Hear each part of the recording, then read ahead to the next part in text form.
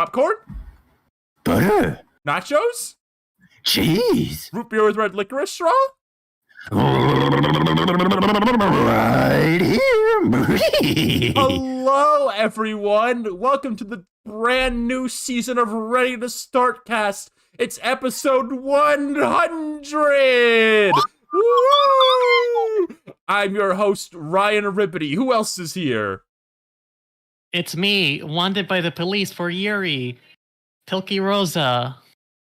And I'm Seep, and we're gonna be breaking down all the latest and the greatest animation news and whatnot and have you.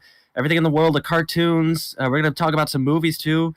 We got quite a few. We have a lot of topics today, don't we, Ryan? Yeah, we're going to talk about, some of the biggest movies in the world, like Cat and Hat and Coyote versus Acme. And then, there's some the King of the Hill reboots coming out, and there might be some certain blue characters showing up later. So look forward to that. I don't know, some blue characters. That sounds a little exciting.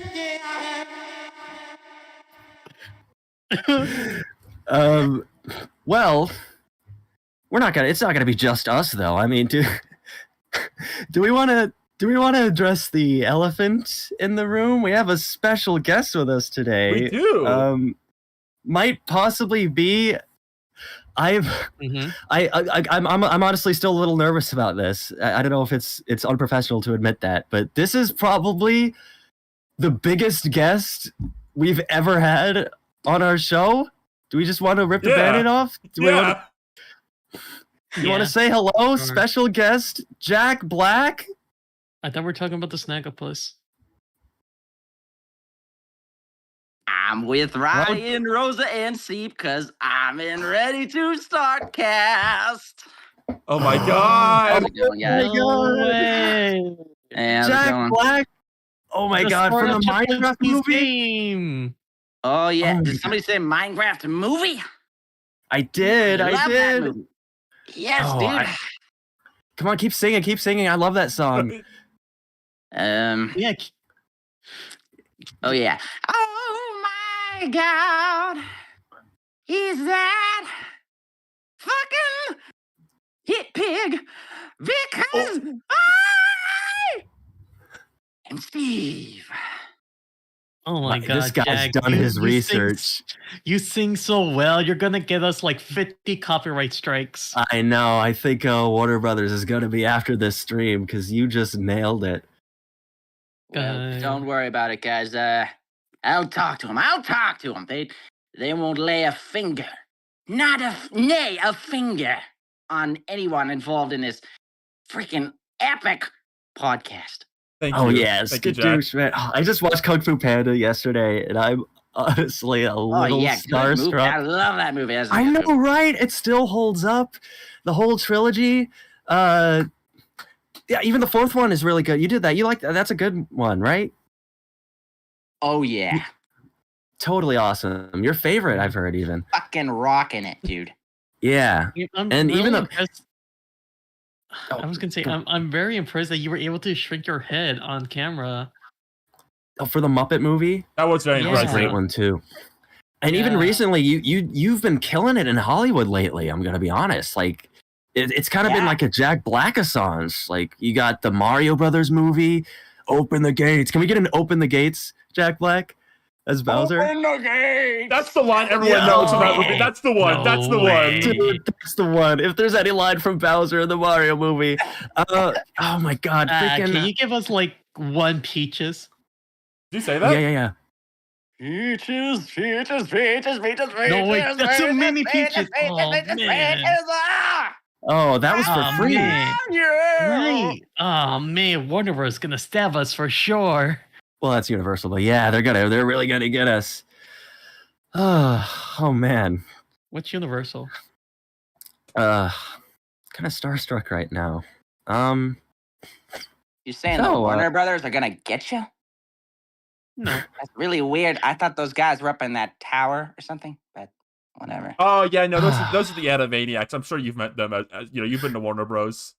How long have we been on? I know. Is it 5:10 Mountain Time yet? Oh my god, I feel like we've been here for hours. Mm-hmm. Mm-hmm. Worry not, my friend. Worry not. I'm okay. I'm sorry to interrupt. I'm so sorry. Am I supposed to be here? Oh my God! Is that what you just did? Is that Ty Bizabizao? I probably should have just like chat like messaged. Hi, Mr. Wait, what are you Black, doing? I'm a This is big the Jack fan. I Black didn't mean to episode. interrupt. What are you doing here, Ty? Yeah, we're gonna get murdered. They're gonna kill us. They're gonna beat us with sticks. No, you literally told me yesterday that I was coming on today at this time. Did we overbook? Okay, Ryan? let me check. I'm gonna feel so stupid if I was. Oh my God! I'm Yeah, so we'll sorry. I'm find. so. We have Jack Black in the room right now. Yeah, Mr. Black himself. I'm really, really embarrassed. No, okay, you did tell me today. You said August 3rd. Okay, whatever. We overbooked. It's fine. We can have 2 guests at once, right? That's fine. Are you sure? I can leave if I. This is such a mess. Can we just start over, please? No, Can we just start over the stream You're really a quick? friend. Real quick.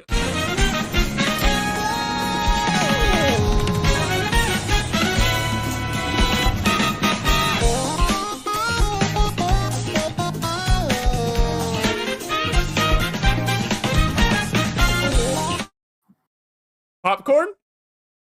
Butter, Nachos? cheese, Root beer with red licorice straw? right here. Hi, everyone. Welcome to Ready to Start the Podcast. I'm your host, Ryan Rippety. Who else is here? It's me, the most hated character, a Wacky Deli, Tilky Rosa. And I'm Seep, and we got 2 guests. We got Jack Black and we got Ty Bizabizao. And let's get on to some of those animation news topics. What's our first topic today, Ryan? Let's just get into it. We've been enough rambling, right? Yeah. So I guess it's a little funny that Ty Bizabizao happened to be here right now because we are talking about the second FNAF movie trailer. Okay, well, Oh okay. my At least I'll God. have Have something you to seen talk the about. trailer? Have you seen it? Have you seen the- the new FNAF trailer? Oh my God! Man, I got like goosebumps. Hearing that. Yeah, I We kinda have got the seen it. dream team. Can Oh I my ask, Jack, if I may call you that? Are you Yeah. are you still like big in the FNAF scene? I know you were like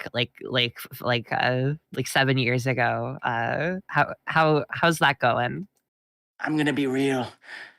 Ever since I found out that I wasn't cast as Toy Freddy in FNAF 2, I've been a little heartbroken, but you know. Oh, that's Hey, it's fine. Right, We can play man. Phantom Balloon Boy in the FNAF 3 movie. yeah. Maybe they'll That's get you for the fine. 3rd one. Maybe that you would can be play it. freaking sweet, dude. Yeah, That would rock. That would really rock, but I don't know. I feel a little torn about FNAF. I understand. I get ya. It's No worries. hard. It's hard. No worries, Jack. It's hard. So what do you have to say about the second FNAF movie trailer? And as the trailer to the second FNAF movie. I'm very excited. Like genuinely. Really? What did Yeah. we've talked about the first one with you on here, have we, right? I think so. Even if briefly. I think so. Well, tell us a little. What are some of the exciting things that you're looking forward to? What's getting you hyped for FNAF 2 right now? I'm being tortured. I'm being hit with sticks. Rosa, that was a sound. Rosa, stop doing that. Rosa, please. That was scary. Why are you getting that under wasn't Rosa? the actual tie. I said That that. was scary. Yeah. That was my Tell voice. us about FNAF 2, Ty. I see. Okay, when I first watched the first movie, I did not like it, and I still do not think it's a good movie. Okay. But Okay. the more I've watched it, the more I've been able to appreciate it. Like, just turn my brain off and be like, "Oh my god, it's FNAF on the big screen." I've talked about this. I'm sorry. You go, Ryan. I was gonna say the way you justify it now is if there's a movie that's like kind of bad that you like, you just call it camp, and then no one can like debate you on it. It's like, oh well, they called it camp, so they've won. True. That's true. That's true. It is a little Yeah. camp. I had the optimal viewing experience. My 14-year-old neighbor wanted to see it, so I took him to see it, and I think that was kind of the way to go. I had a great time. Yeah. Did they point at the I screen? saw it with It my was brother. fun. I watched it Yeah. with my brother. It was like, oh, yeah, that's a movie. I watched with my brother. Did he scream when Springtrap said I always come back? Did he like flail did he throw popcorn around the room? No. Okay. He's Well, still I in my did. time. I did. Okay. You did? Yeah. That doesn't You seem like surprise me. a FNAF movie guy, Mr. Black. Yeah. I want to hear your take on it. Pretty. I would say it was pretty good, but I like the Minecraft movie a little more. Is there any reason that might be, Mr. Black? Yeah, are you sure you're not a biased source here? Yeah. Well, it might be because of the fact that I am Steve, but you know. Oh, that's the character you play. Oh, right. In the movie, right. Yeah. In the movie, Oh, you are I get Steve. it. I forgot. You're Steve. Yeah, It's dude. hard to forget. Yeah. It's pretty good. I'm sorry. Can we, real quick? Can we just get a flint and steel? I'm sorry. I'm kind of fangirling out here. Can we get a quick flint and steel? All right. All right, give me a second. Flint and steel. Oh my god! Oh my god! Holy shit! Applause for that one, That- people. that Round of was applause for that perfect. one. That is Oh, wild that to, was to, spot to hear on. that in person. Did you improvise that on set, by the way? I just have to know. Mhm. Well, to tell you the truth, I've been playing a lot of Minecraft, you know, and I just know all of the crafting recipes and all of the What's the your favorite block? tools. Yeah, My what's your favorite favorite block? block? Nick? Yeah. Oh, I love how you can make lapis lazuli into a block. Oh my god! Just like And I was sticking- disappointed you didn't actually say that in the movie. So I'm glad we got that like on record right now. No, you see, Yeah, well, the thing is that they finished the script like a long time ago, and they couldn't fit the lapis lazuli in. I told them to put it in, but well, you know, it's Yeah, you know how We'll Hollywood save is. it There's for a the lot of sequel. politics. yeah. Yeah, for the sequel, for the Minecraft movie too. Speaking of sequels to movies about video games, Ryan, is Angry Birds 2 still your favorite video game movie? You saw our biggest view count ever. You looked at me with like evil in your eyes, announced to the audience, Ryan likes Angry Birds 2 the most. Yes. In terms of like Hollywood video game movie, it's the unbeaten king. That's Humiliating her on air. They got the do what you just did? Yes, Phineas. He knows what he did. I like that movie, and I need to express this enough. If anyone out there loves the Angry Birds IP, they love it, like its original world and characters. Yeah. I'm not you, unfortunately. I like that movie because it's Thurop Von Orman of Flapjack just making a stupid cartoon bird movie, and he just does jokes for an hour, and I respect it. I don't think he's played Angry Birds ever. I don't think he's ever played a single Angry Birds game. I think he just went into the booth and like started making a funny movie, and I like that. That's amazing. Even the baby shark scene. I've seen people hate on that. That scene is funny. I watched that movie. The baby shark scene is like epic. It's like awesome. I have not seen the Angry Birds 2. Ryan, you have like a date night. I stand and salute for the baby shark scene. I like stood up in the audience, turned around like, guys, it's like funny. And the audience Do they agreed sing with it me. in the movie? They do. Yes, the bomb bird. He does the dance. He does the little hand thing with the baby shark. Oh my god. I've only ever seen the pissing scene, so. Do you like pissing scenes in movies, Jack? Well, I thought that one looked kind of funny, but not particularly, no. All right. Okay. Okay. Wait, Now- that checks out.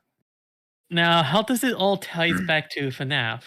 Well, it's Oh, 'cause that's right. the second Why- FNAF movie is gonna get a director that has never played a FNAF game before, and instead of like any horror things happening, the FNAF guys are gonna like we gotta do a fundraiser to save the rec center, and it's like a big thing where Freddy and the gang had to put on a big show to save the rec center, and when they think they're not gonna get it, then Springtrap comes back and it's like, oh no, and then Springtrap's like, no, I'm here to help, and then he does this big dance he said he was never gonna do again because he hurt himself years ago, but he's doing his big dance. That Oh might my god! genuinely. And he has like backup singers. The Knock Force. They're helping save the rec center. Like they They're had also- before. They're also gonna save the orchard, for the 5 dead children in their Ryan, memory. I feel like what you just described would actually be a faithful adaptation of the what the freak is that game called? The Pizzaplex game? I don't know. Security Pizzeria breach. simulator? Oh, security breach, yeah. Pizza Tower. That's such a like. Close though. Close. You're close. You're close. I'm a bit of a gamer, guys. I must admit. I didn't know you were a play Pizza Tower video fan. games no more. Never play video. Oh my gosh, Sorry, Jack, can you be on for the Pizza Tower movie? I think you'll be a great Pepino. You would like be. You're not. Maybe so. Maybe so. I don't think you're Italian. At least, are you Italian? I don't think you are, right? Well, I wasn't like a blocky guy, but you know. That's true. You can play all sorts of roles. That's true. You also weren't black, as Steve is black, but you know. Oh, I didn't know that. Well, he could be Mexican. Oh, or like a really dark Filipino. That's true. Have they ever clarified? They should. No, Maybe we see his parents in the next movie, and they're black. I was gonna say it would be like how Chris Pratt was an Italian and how he got angry at Italians that one time, but then I spent Mario. hours stomping Italians. Right. I don't know if we should say this. We're gonna jack. It's fine. It's if it was like 1914, then that would be a little, that would be a little inconsiderate. But Italians have come a long way since then. Do you think they're free game? Do you think once these FNAF movies start getting to the more recent stuff, they're gonna start being rated G? Because they could just be like rated G now. Yeah, that's the security breach. You'll just have like security breach movie. It'll be like rated G. They'll be like... when they get to the real baby game. Yeah. Oh man, I could hear the kids. I could hear the kids like yelling in the FNAF movie. Can you hear them too? I hear them. Okay. I don't know what that was. That was scary. It was the children. It was the children, the ghost children for FNAF. What are you looking forward to the most about FNAF 2?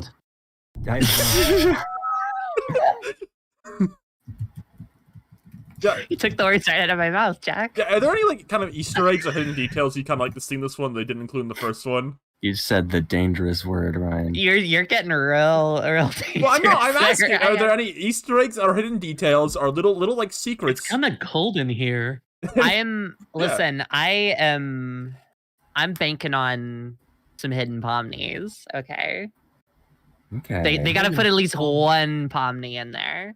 Oh my wait a God, minute. yeah, Digital Circus. That's right. Yes. Oh, I know that one. have you watched Digital Circus? No, but I've heard a lot of good things about it. It's sounds pretty fucking cool. It is. Who's your favorite Pomni? I don't know, like other different ones. Oh, There's you came to the right place, Jack Black. There are two. Actually, there are two Pomni. Okay, well, there's two hundreds. No, there's hundreds hidden all around for us to find, right? I mean, yeah. Like in Bluey. This starting to sound like Pokemon. That's true. It's a little bit like Pokemon. It's kind of like You're right, Jack Black. Pomnimon, anyone? You guys were talking about Pomni. Like she's like a bug. Like there's like thousands of Pomnis everywhere.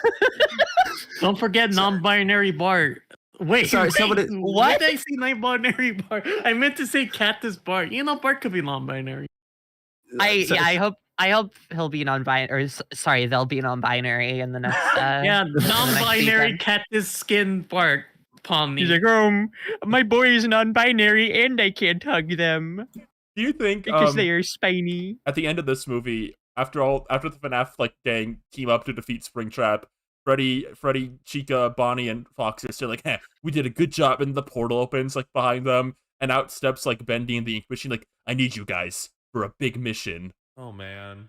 I think that will happen. I think maybe like Huggy Wuggy too. Like they both step out. Oh wait, no. Wait a minute. Wait. Is that the Poppy Playtime guy? It is, yeah.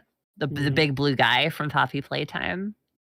Bendy, you're so knowledgeable. Fucking awesome. Bendy and the Ink Machine will be riding on Jumbo Josh I told you out I of was the portal. A gamer, you know. I know you are. I know the game. Jack Black, we never doubted you. We never doubted you. Any final thoughts on FNAF 2? The Wizards look really good. I like screamed when Wizard Chica showed up on screen. That's the best one. She's my favorite. She looks so good too. I'm so excited. I'm like the fakest like knower of this series ever. I played one FNAF game ever and was Ultimate Custom Night, and that was it. You do peruse the Target Toy Owl a lot, I do. though. I love looking at Liberty Chicas at Five Below. It's one of my favorite things. I haven't seen FNAF toys at like Walmart or Target in like 5 years. I don't think I have either. I know the kids don't. They must not be buying them anymore. They're all at Five Below. If you go to a Five Below right now, I guarantee you, I saw. Not even a joke. Not even a joke. There were 20 Liberty Chicas at a Five Below recently. Mm-hmm.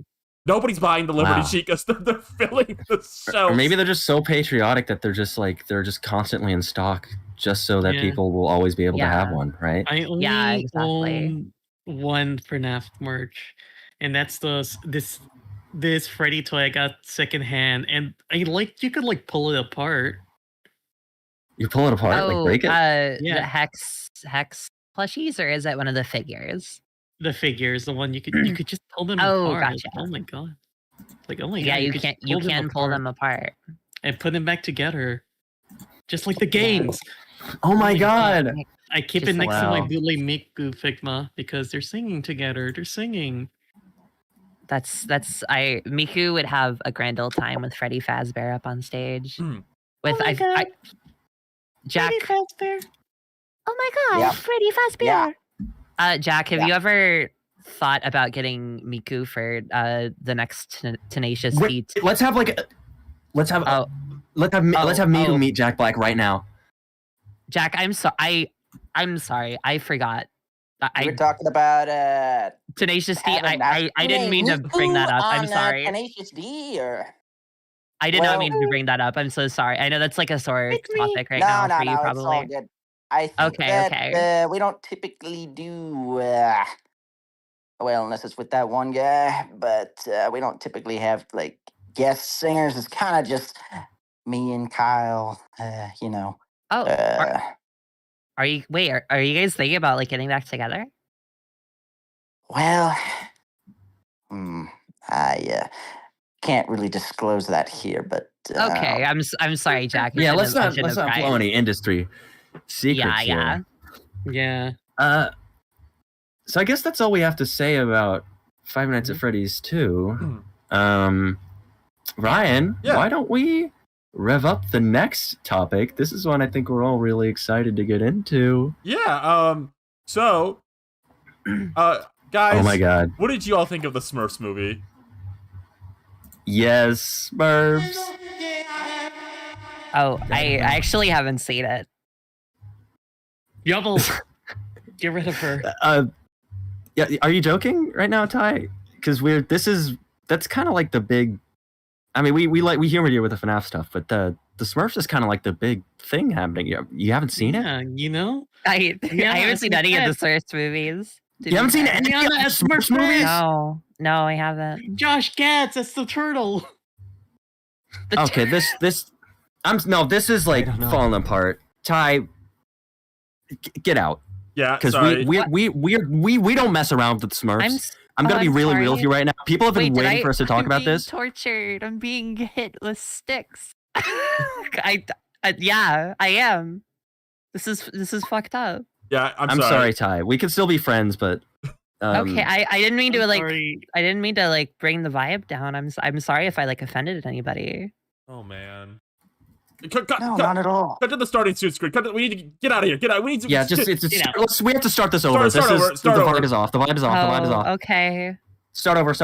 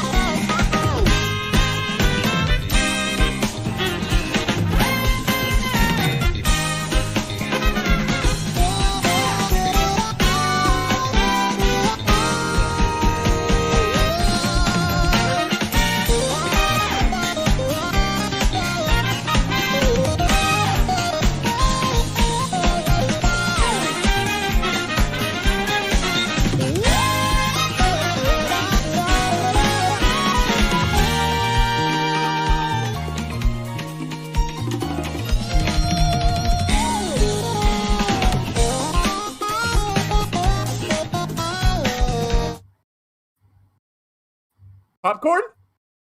Butter. Nachos? Cheese. Root beer with red licorice straw?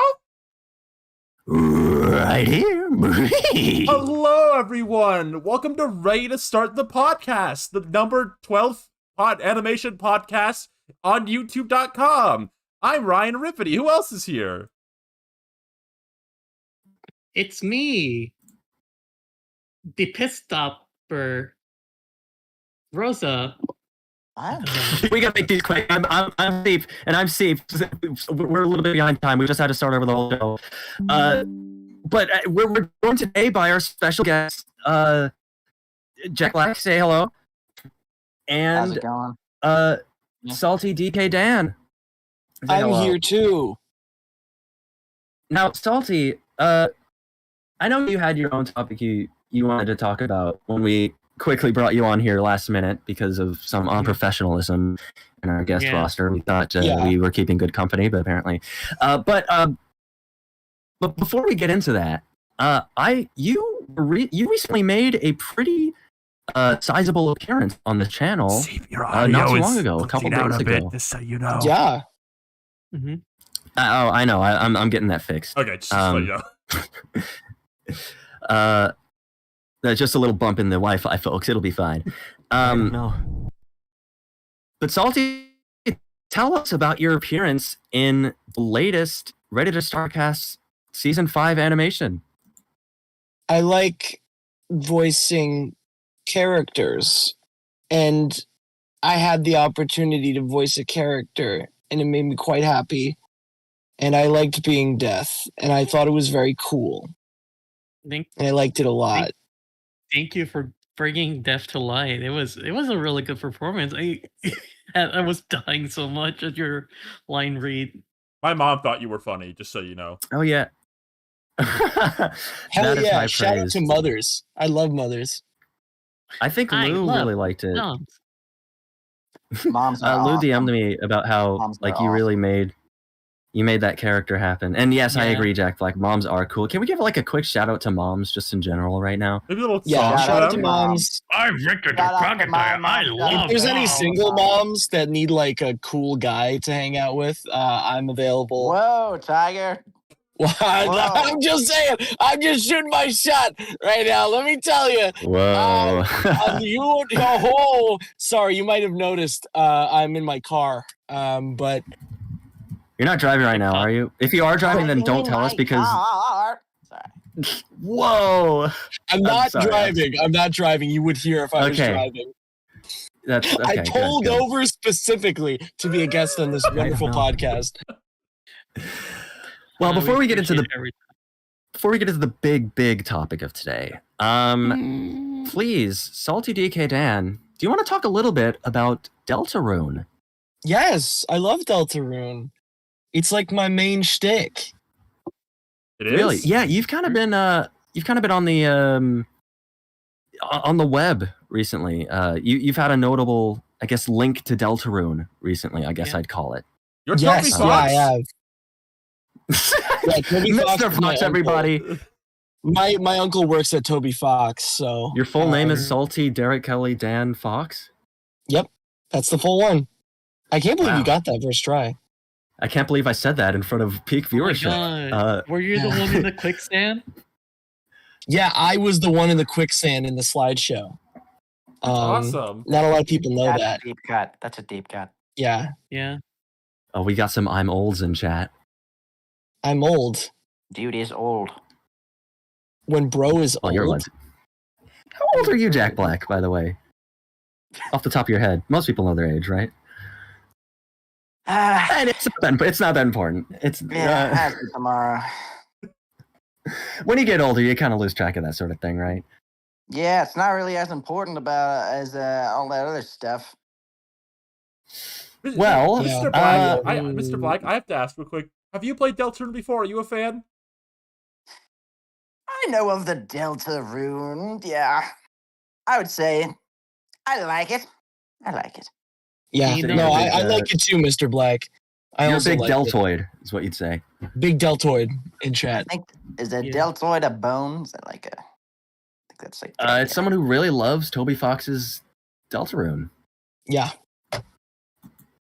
Now, I like Jack. it when the TV guy dies. Oh no! No. Whoa, okay. Now- That's a little bit much. Wait, we didn't have a spoiler check in here. Right. Spoilers for Sorry, Deltarune. guys. Sorry, I got a little excited. I didn't mean to do It's that. okay. It's okay. Hey, it's fine. Okay, Jack. It's been a good while, completely so fine. hopefully everyone knows about it. Never apologize for being the most bodacious person in the room. Right. That's I loved you on What was Kung that, Fu Spider-Man? Panda. I told him that earlier, Kung Fu Salty. Panda. Yes. Oh, can we get it? Oh, here the Classic legends of movie, the Kung classic Fu. movie. Yeah, sorry. Jack, I got a didn't, little. I should. Jack didn't do that Kung intro. Fu Panda. No, you- Yeah. See, he just did, Salty. Look who's eating his Whoa. words. Oh, I guess I mean my words. I didn't know. Yeah. No, Uh, what did you all think of Deltarune Chapter 3 and 4? It was good. Oh, I liked it a lot. It was amazing. I gotta Yeah. say, I really loved all right. Rory Knight. Yeah. We're doing that. Rory Knight. That's the character that Roaring I Knight. should voice in the movie. Oh, should. you You know, I want was to gonna voice the ask you. Roaring Knight? Yeah. That one's awesome. That one's cool. I Yeah, like you that know one. what? I don't see any other character you could be in the Undertale or Deltarune Jack. series. I mean, Jack- I could be hey, like Jack. the Chris guy or the Susie guy or the goat guy or Yeah, Jack, the can I Star call Walker you? guy Can I or- call you Guy. Jack Can I really just say? quick? Can I ask you a question, Jack? What's up? If you were to play the Roaring Knight, what would be the voice that you would give the Roaring Knight? I think I might say something like, I am the Roaring Knight. No way! Oh my I'm geeking out. No I'm way! freaking That's out! really It's literally- good. the Roaring Knight's literally in the fucking call! someone gets Oh my Toby God. on the phone? I think he needs to hear this. Yeah, can we get Toby? And by the way, we also have another. No, I'm just kidding. Wouldn't that be crazy though? If we just randomly Yeah. just had like a That would huge be nuts. celebrity. I mean, I'd be scared. That does Right. sound You'd be Despite my scared? uncle working at Toby Yeah. That does sound Fox. scary. why are you Now- scared of your own uncle? Because, I don't know, life's scary, dude. Actually, that's kind of a personal question. You don't have to answer that. Yeah. But yeah, What, we're being like Deltarune, antagonized? I gotta ask, how are we all feeling about Toel in this chapter? In these chapters? Toel? Yeah, Toel? Toel. Yeah. Who's that a Toel? Yeah, look, I'm posting a picture. This is Oh my Toel. god. Oh, it's Rose has been Noel obsessed with this Oh. with this picture of Noel with the toad mushroom cap from Super Mario Brothers. Okay. I genuinely thought that that it was like a ship name, and I was like, who the fuck? What, you mean Togor? Togor X Noel? Who? Togor? Yeah, Yeah, Togor Dreamer. Yeah, Togor. Togor, Dreamer. can we get Ryan? Can you look up Togor Dreamer? Who and the put him on hell screen? is You okay? This is No. here's the thing about Deltarune. I love these games. They're some of my favorite games ever. But like once a week, everybody like, oh, did you hear about the Dingle Finger theory? Oh, the Dingle Finger. He's gonna be so cool, dude. Togor And Dreamer was literally in fucking Undertale. He's the third sibling. how do you spell Yeah, the third Togor? sibling. How do you spell You Togor? spell it Togore. Oh man. Jesus. I'm Wait a looking. minute. Oh man. Wait Who the a hell minute, is wait. this? Is he? That's totally. Can we not We get any more literally- clear? Can you Is please he the put son Togor of Asgore? Brother of Togor Asriel? is the third son of Asgore Dreamer and Toriel Dreamer. I Holy can't shit. keep up The with third it. child. I can't keep up with this fucking series. So it's like 1 week, like, oh, did you hear about the Lorax theory? If you look back on Toby's blog in 2008, he was making these weird edits of the Lorax, and it actually ties into thematically the Undertale. And it's like, oh, the new chapter Listen. confirmed it. Why are you just making shit up? Chapter 5 is going to be a reference to how Togor and Toel are in Ring Racer. I bet. That's the theory, because they saw Oh, a tire in Asgore's truck, and the deer under it's like, oh, they're in Ring Racer. They have to be. Who is this? It's Togor. Yeah, is Togor on screen right now? What do they do in Undertale? Well, first off, Togor is the third child of Asgore Dreamer and Toriel Dreamer, and he is a secret character that you can't normally get in game. Have a very specific like mix of neutral, pacifist, and genocide routes to get him in your game. And even then, he's still pretty like on the down low. In Deltarune, he's pretty like all over the place though. Like the fun values, those things. If you have certain fun values, he shows up like in Toriel's house. Dude, they would have Chris Pratt voice that guy in the movie. Definitely so. Your co-star, Chris Pratt. Who do you think's gonna win like a Hollywood battle between you and Mr. Pratt? Like who's gonna come out on top? I don't know.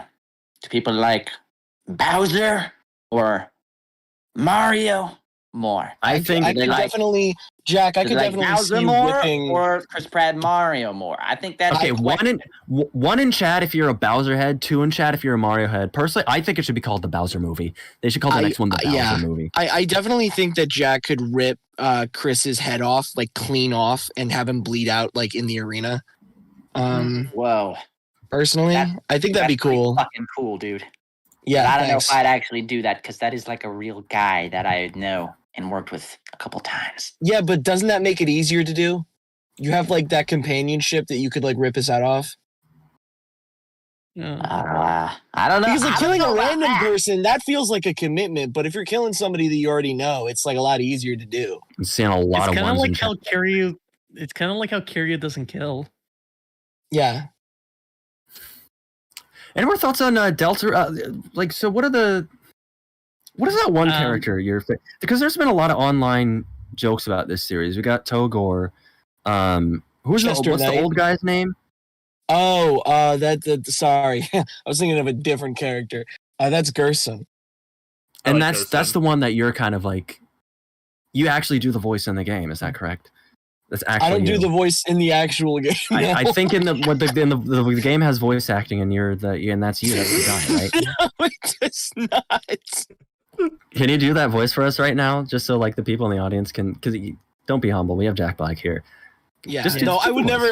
Like I have to do the voice in front of Jack Black. I'm just scared. Wait, what? Okay, hold on. Step back. Okay, crossover moment. I can like walk out of the room. No. Jack, stay here. I need you for this. Gerson the turtle meets Bowser the turtle. Like right now. Okay. We'll do it right now. This is our big bit. Okay. Okay. I'm gonna start off. All right. You ready, Jack? Hell yeah.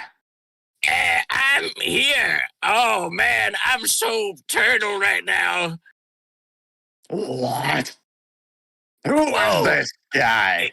Is that Bowser from Bowser the movie? Yeah. What are you doing in my castle? I'm hanging out. I don't know what's going on. I'm fucking tired and scared. I'm gonna kill you. Oh no! And then he dies and he explodes and he fucking dies in front of him. Oh no! That was amazing, YouTube. You got the kings of improv. I was gonna say that was a really good scene. Yeah, YouTube deserves a reward. Here, a treat. A treat? A little sweet treat? Yeah. You have a sweet treat? What is it? It's caramel. Maybe that's how Here, have some caramel. Oh, a nice caramel treat. Here you go, Salty. Yeah. Oh, are you guys? Kind of remind. Speaking of caramel, yeah, you were especially delivered from a friend. Of I saw this really funny. There's like this meme online. I don't know if you saw it, but since we're on the topic, I thought I might as well bring it up. It's like this little blue character. Mm-hmm. Maybe like Sonic, maybe. Steve wears blue. It's kind of like Arlo, but a bird. Oh, but Bird Arlo, yeah. Bird Arlo, yes. Yeah. Bird Arlo. Like Bardley. Bird up. Bardley. Is that what a bird Arlo would be? Bardley. Bird up. Bardley covered in caramel. That'd be pretty funny. You should write that down. Put that on your. Are you making a joke about caramel Birdley shit? I don't know what that is. On the podcast right now. I mean, that wouldn't be a problem if we were, right? No. I'm just saying. I just don't like the joke. I think it's overplayed. Hey, that's fine. I mean, we do lots of jokes that people don't like. It's just that I'm just delivering a gift from like a mutual friend of ours who's. I'm being tortured. I'm being hit with sticks. Whoa! Wait a minute. Anyway, so I like Deltarune a lot. Oh yeah, of course. You think? Yeah, Deltarune's like. You think? Awesome, right? Do you think the reason Gerson was a pile of ashes in Deltarune? Because like I know Deltarune fans have some problems with media literacy and reading and all that. Like they don't. That's true. That's true. A lot of them don't read. Yeah. They haven't consumed enough content in media to really get like stories in media and content. Do you think like do you think it's like pretty easy to parse that the reason Gerson's like is like a pile of ashes in chapter 4 is because Bowser burnt him with his fire breath? No, 100%. I'm pretty sure that was the original intent by Toby. Yeah, Toby Fox told me that he was the one who wrote the song "I Am Bowser." Yeah, he does. He like Bowser literally says that in the movie too. He says, "I am Bowser." And then he does that in Deltarune too, but it's like a little bit of a reference, a little bit of a thing. Man, this car's really hot. Oh, or maybe we're just pressing with these hot topics. Maybe Bowser's in there with you. Yeah, I didn't realize that the car would get this hot. Oh boy. Man. Turn on that AC. No, if I turn on the AC, it's going to ruin my audio quality that's already so amazing. Yeah. Has Deltarune been making people think about blood too? Am I not the only one who's been thinking about blood because of Deltarune? Why are you thinking about blood because of Deltarune? Oh, there has to be something important. It's because she's doing the evil route and she's making Chris kill all their friends, I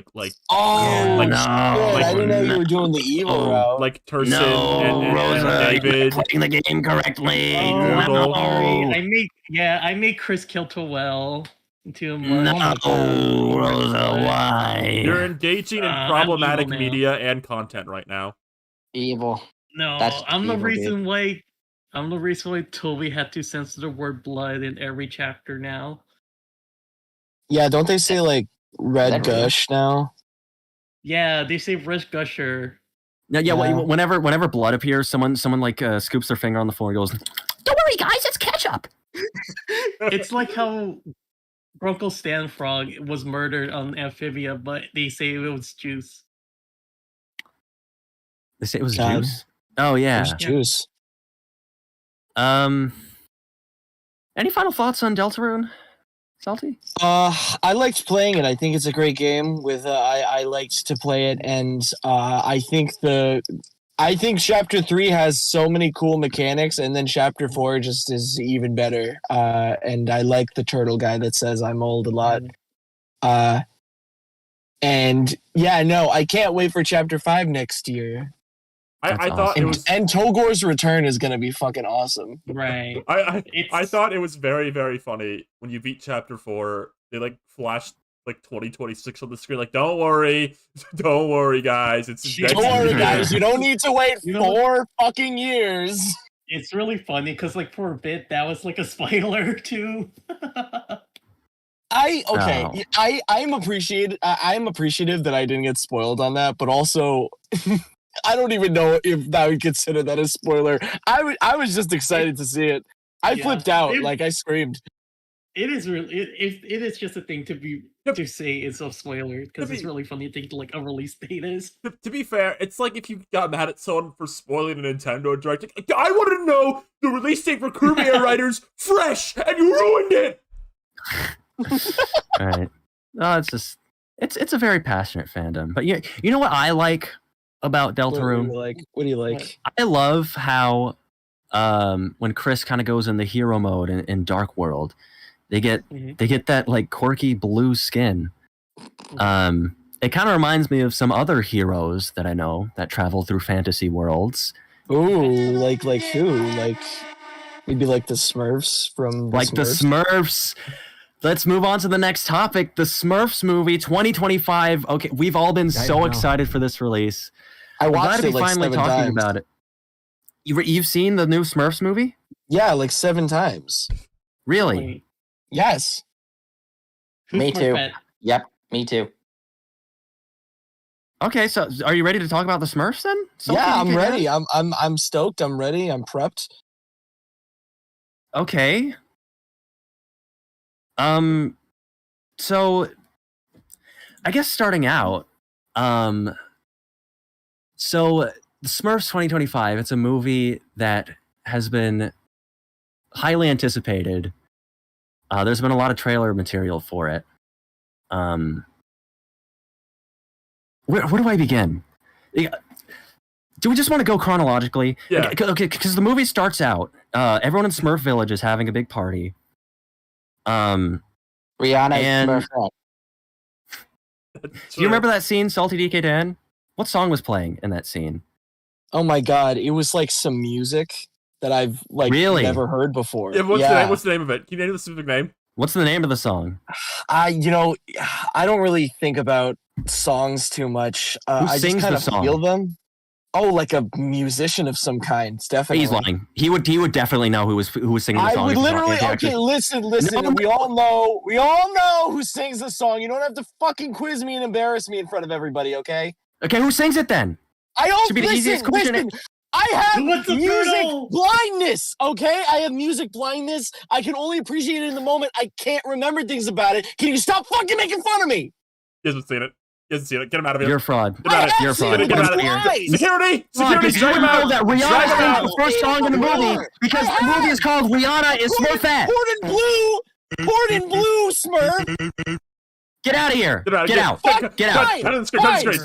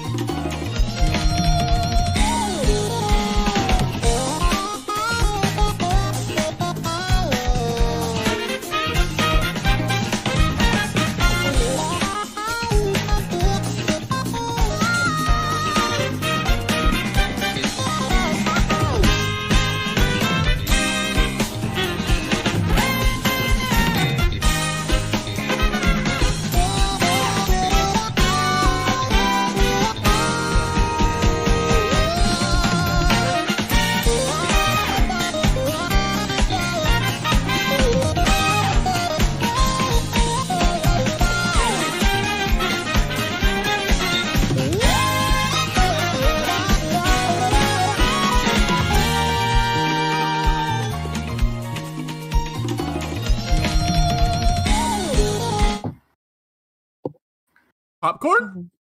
Butter? Nachos? Cheese? Root beer with red licorice straw?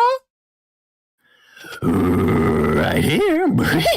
Hello, everyone. Welcome to Ready to Start the Podcast. Animation and news. Episodes and TV. I'm your host, Ryan Ribbity. Who else is here? Back alley estrogen seller, Pilky Rosa. I'm Seep, and we're gonna break down the animation topics. We're running a little bit behind, but it's fine. We're getting through some things here. Let's just introduce our special guest, Ryan. Right? Yeah. Who do we have joining us? We've got the ever so amazing Jacob Black. Say hello. Hey guys. And we also, it's not just him, we also have the ever talented say hello to Coffin Jockey. What? Hello. It is insane that I was introduced after Jack Black. Say that again. What? Coffin Jockey? Coffin Jockey. Oh my god, we didn't even have to. That was pre-planned, by the way. Funniest thing I've ever heard. Oh my god. Oh my gosh. Funniest thing I've ever heard in the world. Now, Coffin Jockey, Chase. Can I call you Chase? Yes. Oh, now, Chase.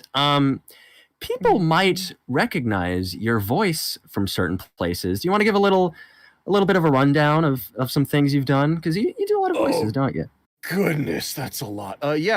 So I do a lot of anime parodies. Been doing anime parodies for nearly like 10 years in various abridged series and things like that over on the Altered Anime channel, where we're doing Jujutsu Kaisen abridged, Dan abridged. We're going to be starting a Naruto abridged pretty soon, and an Ouran High School Host Club abridged pretty soon. Also been doing a lot of stuff over on the DigiDestiny channel with stuff like Digimon Abridged and Digimon Tamers Abridged. That's been a good time.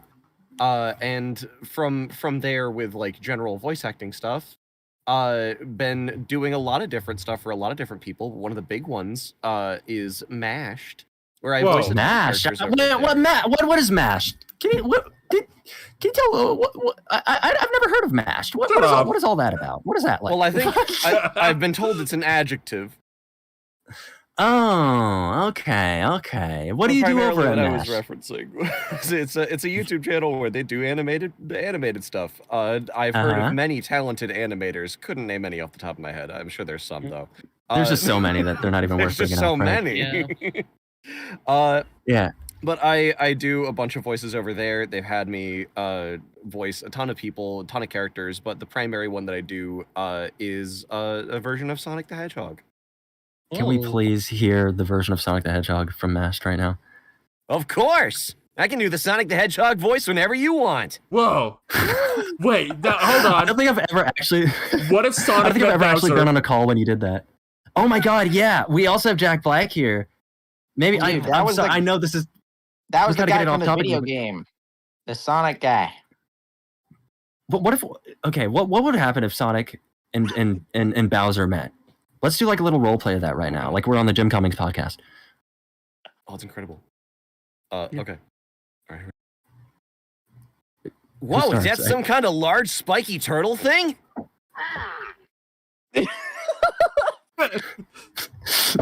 Sorry, that's Rose's phone. Yeah. Oh my god. No, that's... What are you doing in my castle? Looks like I'm not invited. I better go fast. Great way to, close that bit out before we got annoying. Now, you do a lot for MASH, and people probably know you a lot for that because that's a pretty big. That channel's kind of it's kind of well known. It's a little bit well known. But one of my personal favorites, I think I speak for all the Startcasters when I think one of your greatest roles was Jeff Keighley, the gaming news tyrant sorcerer from Alvin and the Monkshrooms Save E3. That truly my magnum opus. What I'm most known for. I agree. Thank you. No, yeah. Spotlighted and be what was your favorite line read from that one? Yeah, what was your favorite thing about doing that? Because basically, so we did that cartoon where the Monkshrooms they save E3. Came out close to a year ago now, but I hit you up because we kind of have an amicable relationship, I'd say. Aww. And even very even very willing. You're like, hey, I'd be happy to contribute to anything you got going on. So I brought this role up to you just because we didn't really have anyone that could do it at that moment. And it was a really fun time.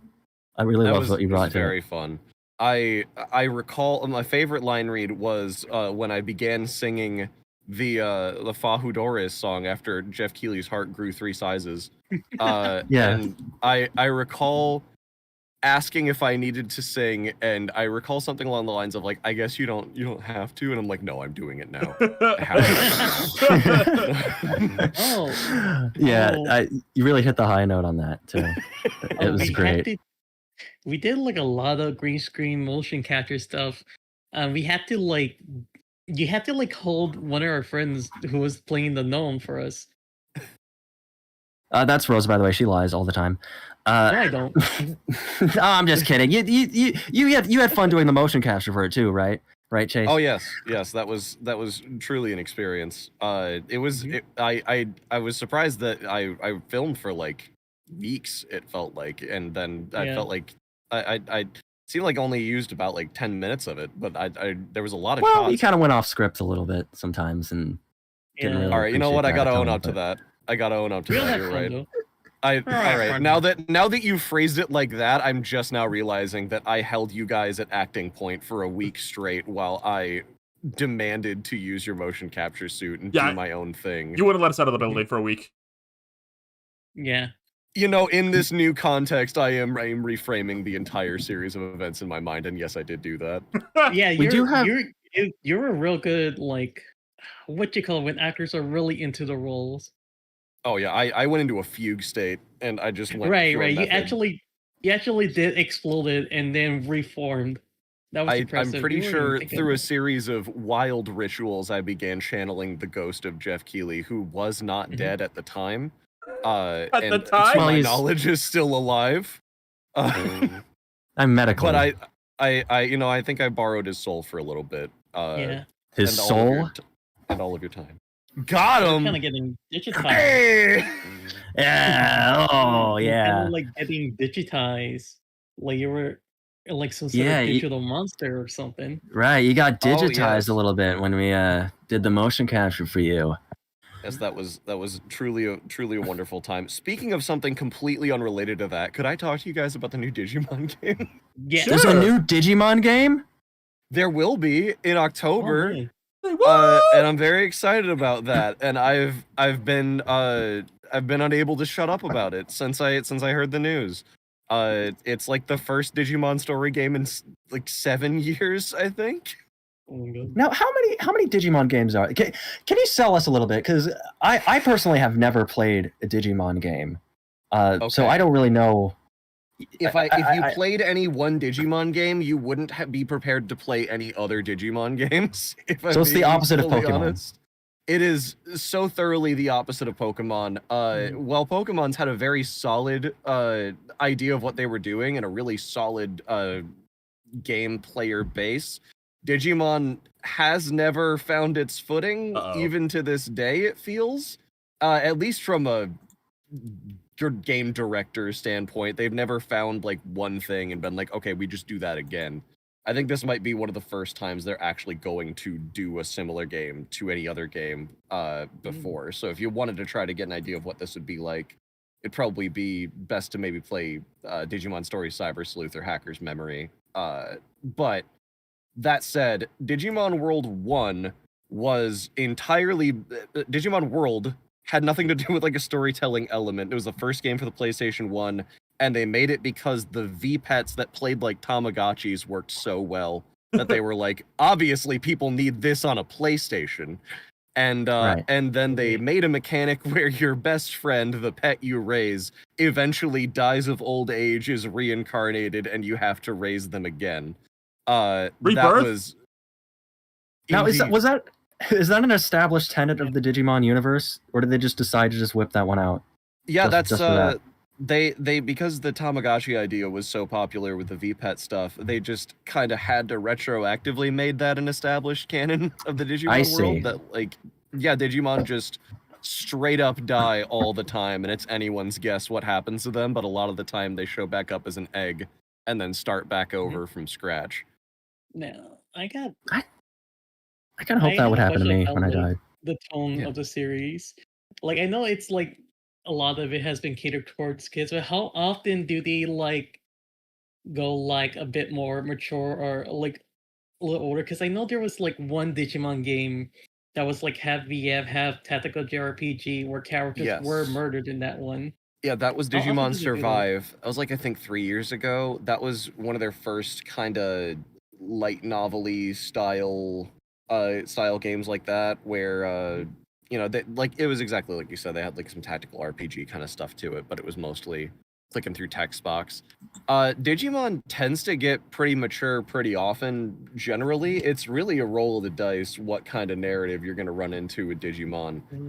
Could easily be a thing of like, tee ha ha, we're going to go be best friends, and then could easily be a thing of like, your life is on the line, and if you fail, you'll die on screen. So it's really fun to run the gamut on that. It's also really fun to see the complete lack of consistency in storytelling and world building between their own stuff.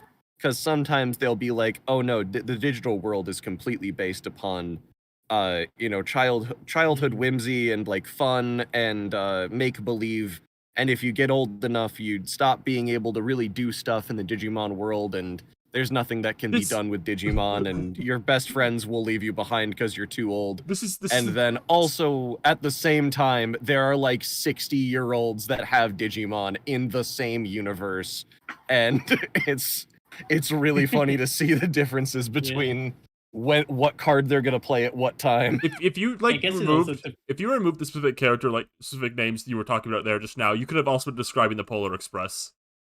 So true. So true. I think the Polar Express may be a Digimon. It's that could be true. Out on that. Tom Hanks might the be train. Yeah, there are definitely whole entire trains that are Digimon. That movie's kind of filled with digital Polar monsters. Express might be there. No, what if Tom Hanks was the Digimon and he's like spawning like Tom Hanks plays everyone in that movie. Like he's like the Digimon and he's creating his digital world with his digital powers. Yeah. He's the digital virus. The amazing digital monsters. No way. Whoa. Jack Black, are you on the digital circus, Jack Black? Are you a fan? Have we talked about that already? Digital monsters, Digimon. What? Oh my god, that reminds me. No, keep going. Like what did you ask? I was. Keep going, Rosa. What? I was gonna say there was like a Digimon season that was like directed or written by like the creator of Serial Experiment Lane, which is like an insane person to have or come Digimon. Yeah, for sure. Lane. One of the things and you don't seem to understand. Sorry, go on. Yeah, as we were. Never apologize, Jack Black. Jack Black, you can talk as much as you want. Oh, stop it! Oh, stop it! Oh no, Jack Black, please. We insist. Oh.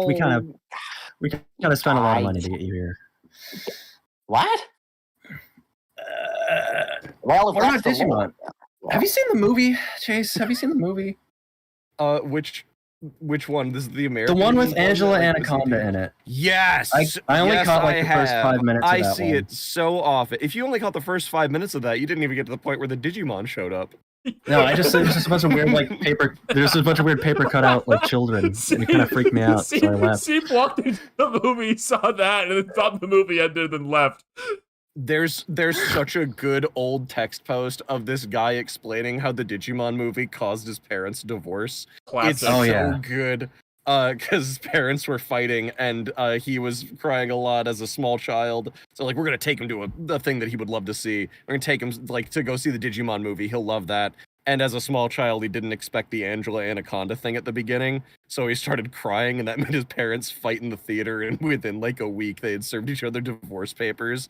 It's legendary, and every time I see the Angela Anaconda thing, I'm like, this cost someone's marriage. Do you think that ever happened to when they aired that like 30-minute Olaf short in front of I was about to ask. Coco? I was about to ask if that happened. Like a bunch of families went to go see Coco, and like that Olaf short, and like, was that it? Was that the movie? Are we in the wrong movie? Well, guess we can go home.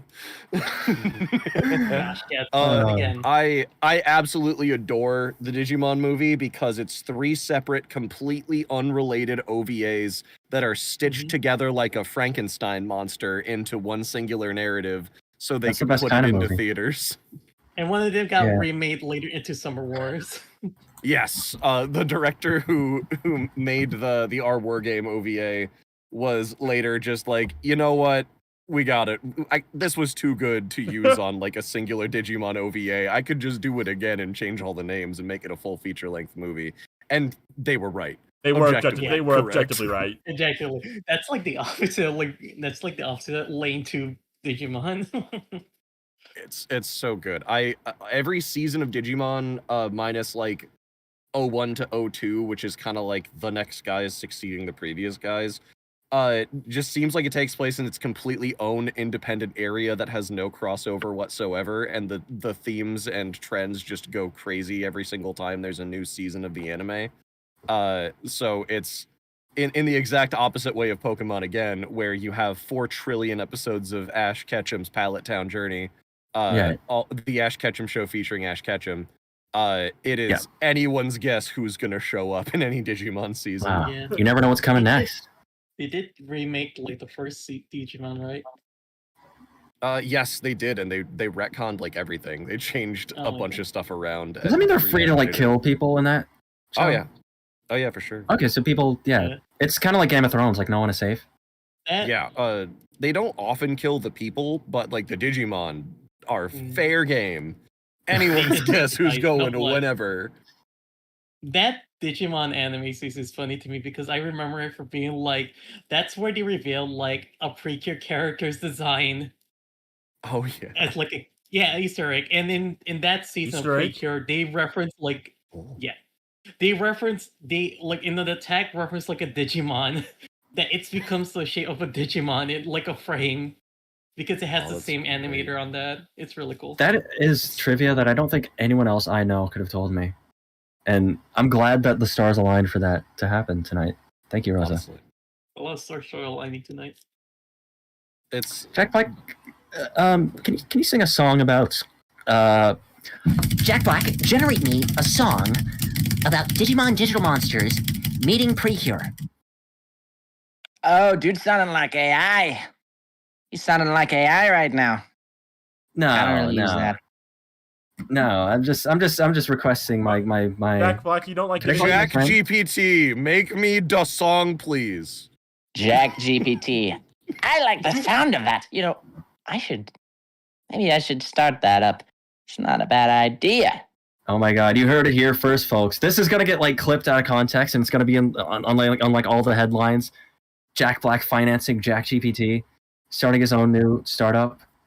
Well, it wouldn't be like real AI or anything. It would just be like people typing something in, and then I see it sometimes, and I'll just be like, let me like jack it up. So let me put some Jablinski in that. This is just a Cameo app, basically. No, it's like I should have my own Cameo app. I think you should. I think you're big enough, Jack Black, to have your own app. Perhaps. Well, you know. All right. I mean, nodding the entire time and realizing no one can see me nodding, but I've been agreeing with everything. Fully signed off on everything involved with this. Well, you know, speaking of like kind of little magical like creatures, kind of similar to Digimon. There was a big movie that came out fairly recently. It's kind of like huge Digimon. movie, massive movie. Yeah. So the Smurfs 2025 dropped recently, and like I said, they're kind of the same thing as Digimon when you think about it. They're digital characters on the screen, and they're small sometimes. So like, I don't know. What did you guys think of Smurfs 2025? Yeah, Chase, what did you think, Coffin Jockey Chase? What do you think of the Smurfs movie? Was I required to watch it before getting on the... Well, I mean, I'm assuming most people I know saw it, right? It was kind of the biggest movie this summer. It was the summer movie. Did anything else come out this summer at all? Like anything else? Not really. Right? Because I was watching a lot of that other stuff that came out. What other stuff? Well, there was like Superman. Ooh! Oh my god! He's like a guy who wears a lot of blue and red, and he flies around. Papa Smurf? Like you're describing Papa Smurf right now. Can we just start over again? Oh my god! You killed the vibe. Yeah, I'm sorry. You ruined it. I need you. We need you to leave. We need you to cut the screen. Cut the black. Cut the black.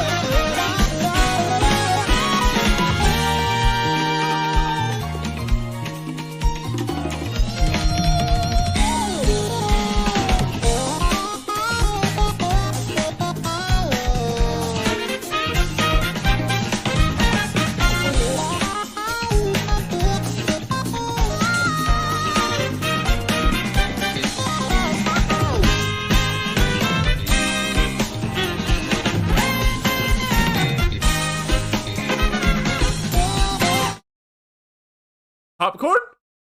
Butter. Nachos? Cheese. Root beer with red licorice straw? Right here. Hello, everyone. Welcome to Ready to Start the Podcast, Animation Podcast. Description. I'm Ryan Rippity. Who else is here? The one stuck under a hat, Rosa, Pilkey. And it's me, Seep. And we're going to be talking about some animation news topics. We're going to be breaking all of it down today on the Startcast. I think we have a pretty fun show planned. It hasn't exactly gone, quite how I imagined it. But, hey, we got some special guests here for you, though. The ever-beloved Hollywood's Jack Black.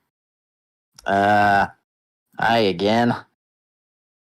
Hello, Jack Black. But that's not all. We also have our good friend Gert. Say hello, Gert. Hold on, I'm halfway through the Cat in the Hat trailer. Oh, that's fine. We're not doing anything right now. No. It's oh my God, they're spraying him. They're spraying his eyes. We'll get into. We'll be breaking all of that down on the show tonight. Hello, everybody. Hello. How the hell are you? Good. How are you? You're our special guest on our 100th episode here tonight. How's everyone liking the 100th episode? Wow. 100. Remember that bit? Pretty fucking. It's rocking, dude. It's awesome. Yeah, we use that in our trailer for our cartoon. I used the thing from Aqua Teen. We did. Yeah, we did. 100 episode. Yeah. Gert, you are a friend of the show. I mean, you're a friend of us, and we are the show. You've been on here. How many times would you say you've been on here? Don't even look it up. Just kind of go off your mental calculator. I feel like I've been on here at least 4 times, right? I feel like it's once per season. Right. Once per season, usually. I feel like I'm just kind of I stumble in and people are like, "Hey, it's Gert," and then as soon as they notice, I'm out the door. Oh, Gert, come on, don't be a stranger. Well, we got here. Well, if you insist, I'm hiking my legs up on the couch right now. I'm getting snacks out of y'all's cabinets. Some popcorn, some butter, some nachos. No, that's where we keep the weed. What? Oh my God! Did you say weed? Well, speaking of weed, I know a certain cat in some sort of hat that might like that. Guys, like weed? I don't know. Yeah, he's voiced by Bill Hader. Now he's kind of a cooler, more modern Cat in the Hat. He might like weed. He's kind of a hipper. He's not your granny's Cat in the Hat. No, not at all. Cat in the Hat.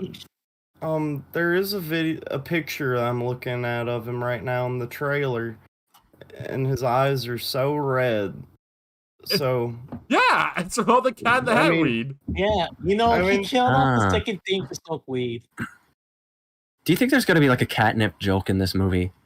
If I'm being honest, I did not know there was going to be a new Cat in the Hat movie. Yeah, well, actually, maybe we should introduce. we should introduce this topic a little more sufficiently, because I don't know if everyone's heard. It hasn't quite shaken the world yet. This movie hasn't come out, but recently, who was it? Paramount, Warner Brothers? Who was it? It's Warner Brothers, right? I think so. It's one of those evil companies. One of those great companies that might have released the Minecraft movie. Yeah, I'm looking at it right now. It's Warner Brothers. Are we talking about Warner Bros? We're talking about the studio that released the Minecraft movie. Yeah. Oh, probably great, but not as good as Minecraft movie. Well, nothing can be as good. Can you imagine? Here. Can you imagine the beautiful world, Jack, where you as a Warner Bros. Icon gone to multiverses? Multiverses. I remember that name. I bet you do. Well, man, what a sad tale that was. It's kind of a shame Multiverse is shut down before they could really capitalize on the Minecraft. Do you think Minecraft, Steve, would have gotten into multiverses, the cinematic version of it? Oh yeah, totally. You think so, Jack? Yeah, totally. And they would have gotten me in the booth, and I would have been like, flint and steel. Oh my god, that never gets old. You'll have so many meters, Jack. That's true. The Smash Brothers. My down B would have had Dennis. Oh, Dennis the dog. That's right. Dennis. Yeah, I think that could have happened. I like how they let that dog live in the real world with its disgusting blocky body. Dennis is beautiful. I like that. Dennis is a beautiful dog. I gotta say, Dennis is kind of like your Crypto, the super dog. It's kind of like I didn't watch Superman yet, but I heard it was good. It's probably maybe like good like Minecraft movie is, but I don't know if it's better. You know, Jack Black, your Steve and the dog are just as iconic as Superman and Crypto. Maybe even more if you think about it. So Warner Brothers released a trailer for a new version of The Cat in the Hat. A trailer which, Gert, you've just seen, right? Correct? Okay, so there's just a minute left. I've been kind of taking. You'll get through it. You keep pausing it to take notes or something. I'm pausing it because I really want to get the screenshot of the cat in the hat. I've been trying for a while now. That Mike Myers movie already came out. What are you talking about? No, it's a brand new one with a new comedic celebrity attached. This one stars Bill Hader, who you might know from like SNL or something. I know him mostly from what do I know him mostly from? What do we know? Oh, he voiced the Pig King in Angry Birds 2. That's right. Angry Birds 2. That was a pretty good movie, wasn't it? Gert, have you seen Angry Birds 2? I've seen Angry Birds 1. You are not even like Is it kind of like Rio? The second one? Yeah. No, it's like leagues above. It's directed by the guy who made Flapjack. Oh, really? Yeah, so it's a very cartoonish, comedic feature. Let me just post this really quick. But yeah, what did you all think of the Cat in the Hat trailer? What did you think? I'll be honest. When I first watched this trailer, it's something weird that happened to me, and I think maybe some of you might have some input on this. I am getting, I'm aging. Time goes on. Time moves forward, and for a while now, these movies have not been. I've not been the target demographic for movies like The Cat in the Hat or like the Lorax. Though I was a little younger when the Lorax came out. Mm-hmm. But this is one of the first animated kids movie trailers where I watched it. It doesn't look that bad, but it filled me with a genuine feeling of dread. Do you know what I mean? It wasn't it wasn't like this is the worst thing I've ever laid my eyes upon, but it's kind of like, oh, is this another one of these? Or we're just going to keep making this kind of thing? I'm looking at 18 things right now. I've got to the end of the trailer. You're in the Sears room of the Matrix, and there's all these screen caps. In front of me are 18 things. And one of them looks sort of like a bird. Three of them look exactly the same. Is this like your audiobook right now? One of them is a bowl. Yeah, it's just in front of me. The strange cat walked into the house on a quite rainy day. He opened a peculiar box, and out came 18 things. I really like the video Bill Hader released promoting this movie, where it looks like they just ripped him out of bed, and his hair isn't combed or anything, and he's all unshaven. And I'm so excited.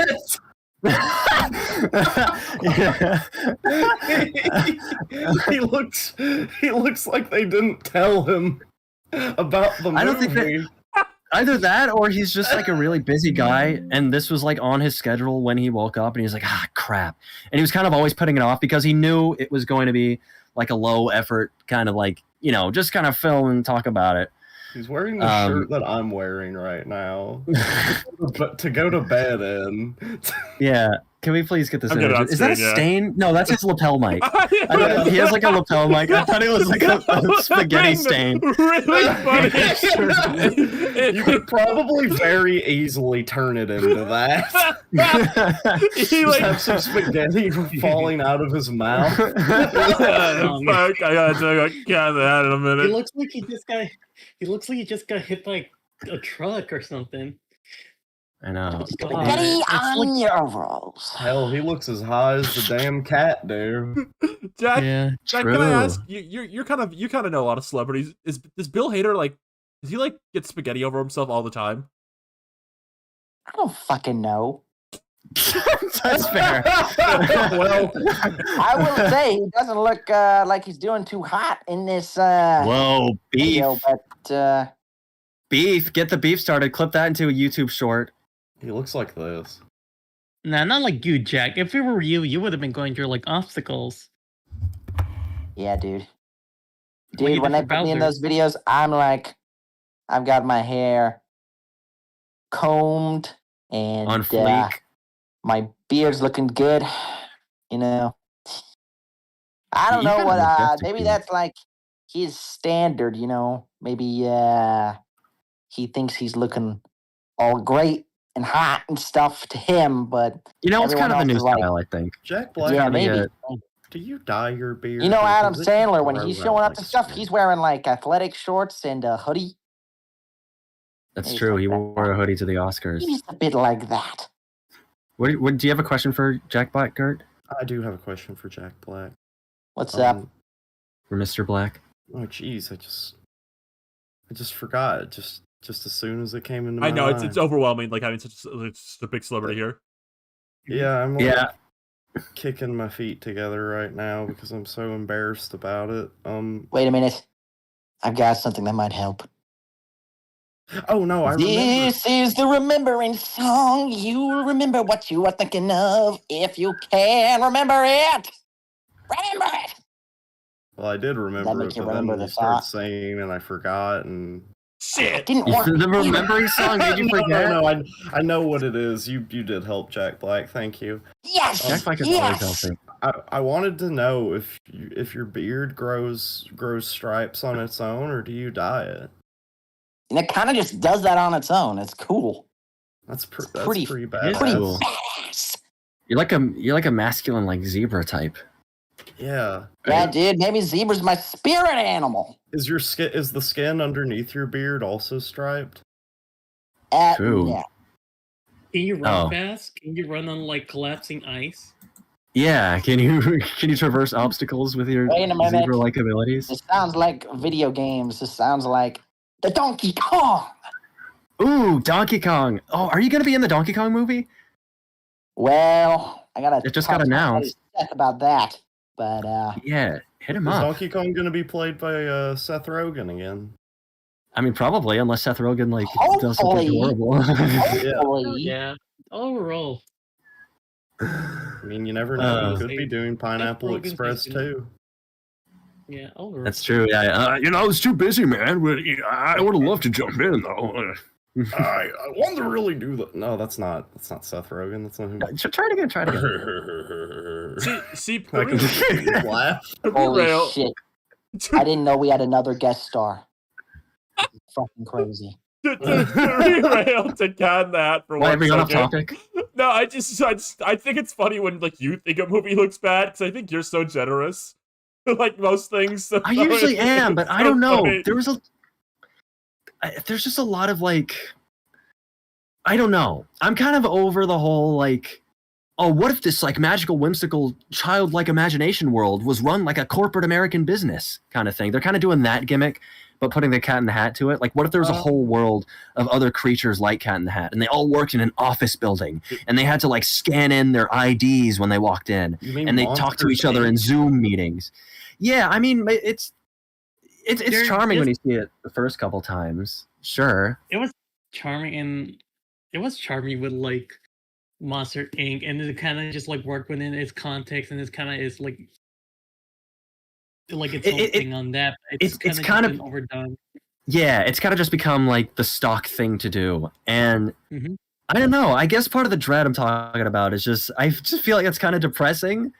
Like, is this the extent of what we're allowing children to imagine in these fantasy worlds? It feels like these fantasy worlds also like to be like, everything in this world works exactly like it needs to work. Right, exactly. There's an intricate system that explains exactly why the Cat in the Hat had a strange little blue creature that ran around the house. Everybody in this world has their own little place, their own purpose. Mine is helping kids smile. Like that's not the Cat in the Hat is like he's like the manifestation of kind of like children wanting to like be rowdy and kind of be messy and get in trouble a little bit. He's the manifestation of dread. He's like Loki, god of mischief. Of mischief. He's a bit like a Loki. He is like a Loki figure, but like for like children, how that manifests in kids, because it's a show, it's a book about these little kids who are kind of like they're not being kids, and it's sort of about teaching them, it's okay to sort of be a little rowdy, maybe get in a little trouble, have a little fun, dude. Because you can't always do that. You got to cherish especially in adulthood. You got to cherish every moment where you can let loose like that. Dude, John Lasseter saw this trailer for this movie and he stood up and clapped. He got it immediately. He's like, "Oh my god, they're in a workplace. They're in a magical workplace. They're in a workplace." And he started clapping. Well, you know what movie like doesn't have like kind of avoids kind of common tropes like this, like kind of things like weighing down the animation industry, kind of like taking it in a bad direction, but like this one kind of reels it back to like what you loved about animation. The Smurfs. What? The Smurfs? The Smurfs 2025. That is a movie that completely drenches itself in its fantasy world. It has those fantasy tropes. It has magic. It has imagination. Yeah. The Smurfs don't work. They don't care about income. Let's go. Right, exactly. But what if the Smurfs worked? Wouldn't that make it more of an American film? You know what? You're ruining everything, Gert. I'm sorry. No, come on. Get out of the house. No, we don't have to kick Gert. No, Gert. Yeah. You ready? You want to talk about the Smurfs, right? We don't want to kick you off before we talk about the Smurfs. Because you've seen the movie, right? And you enjoyed it. Yeah, I watched the Smurfs. Okay, what song do they sing at the start? 2025 just making sure. What song do they sing at the start? Who sings the song? Okay,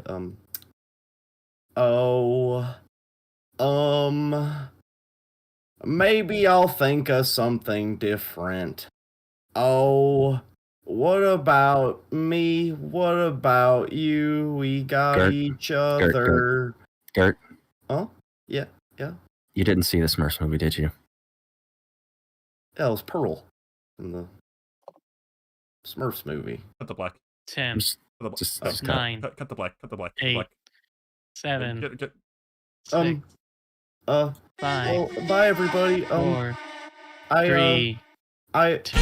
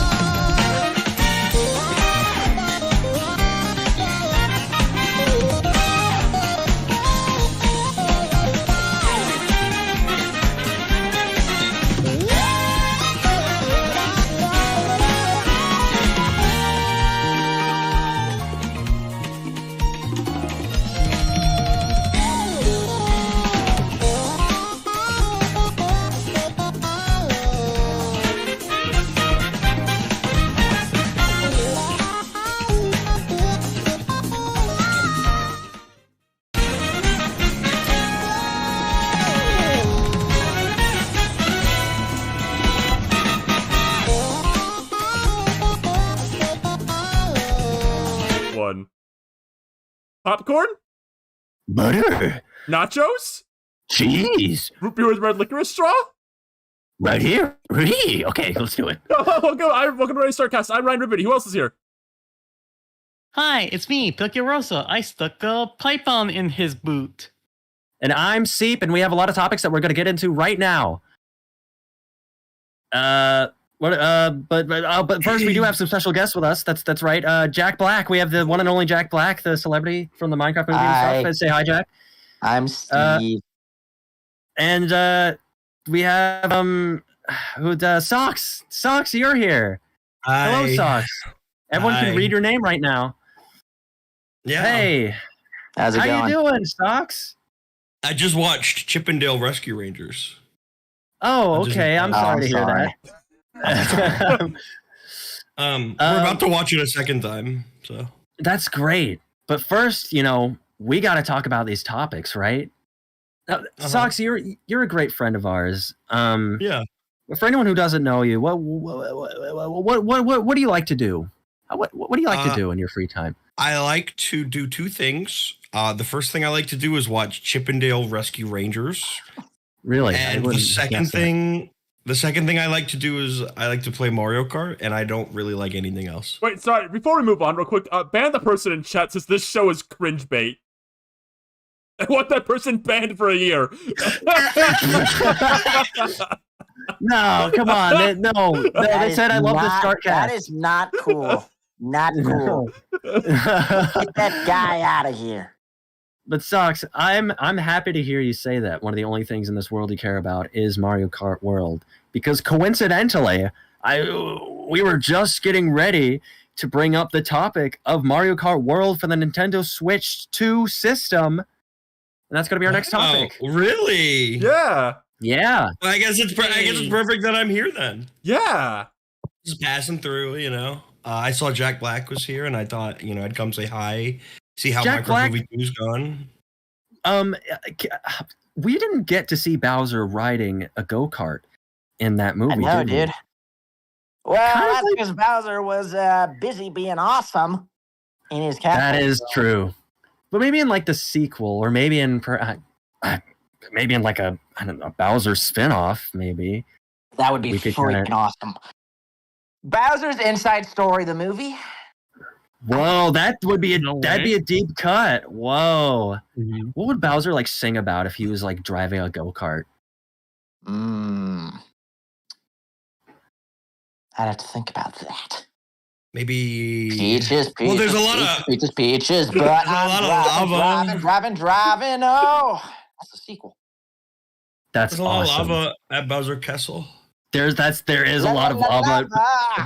Yeah. Something like that. Oh, I love you, Jack Black. I'm so glad that we're here and we're still doing this an hour and 30 minutes in. Me too, dude.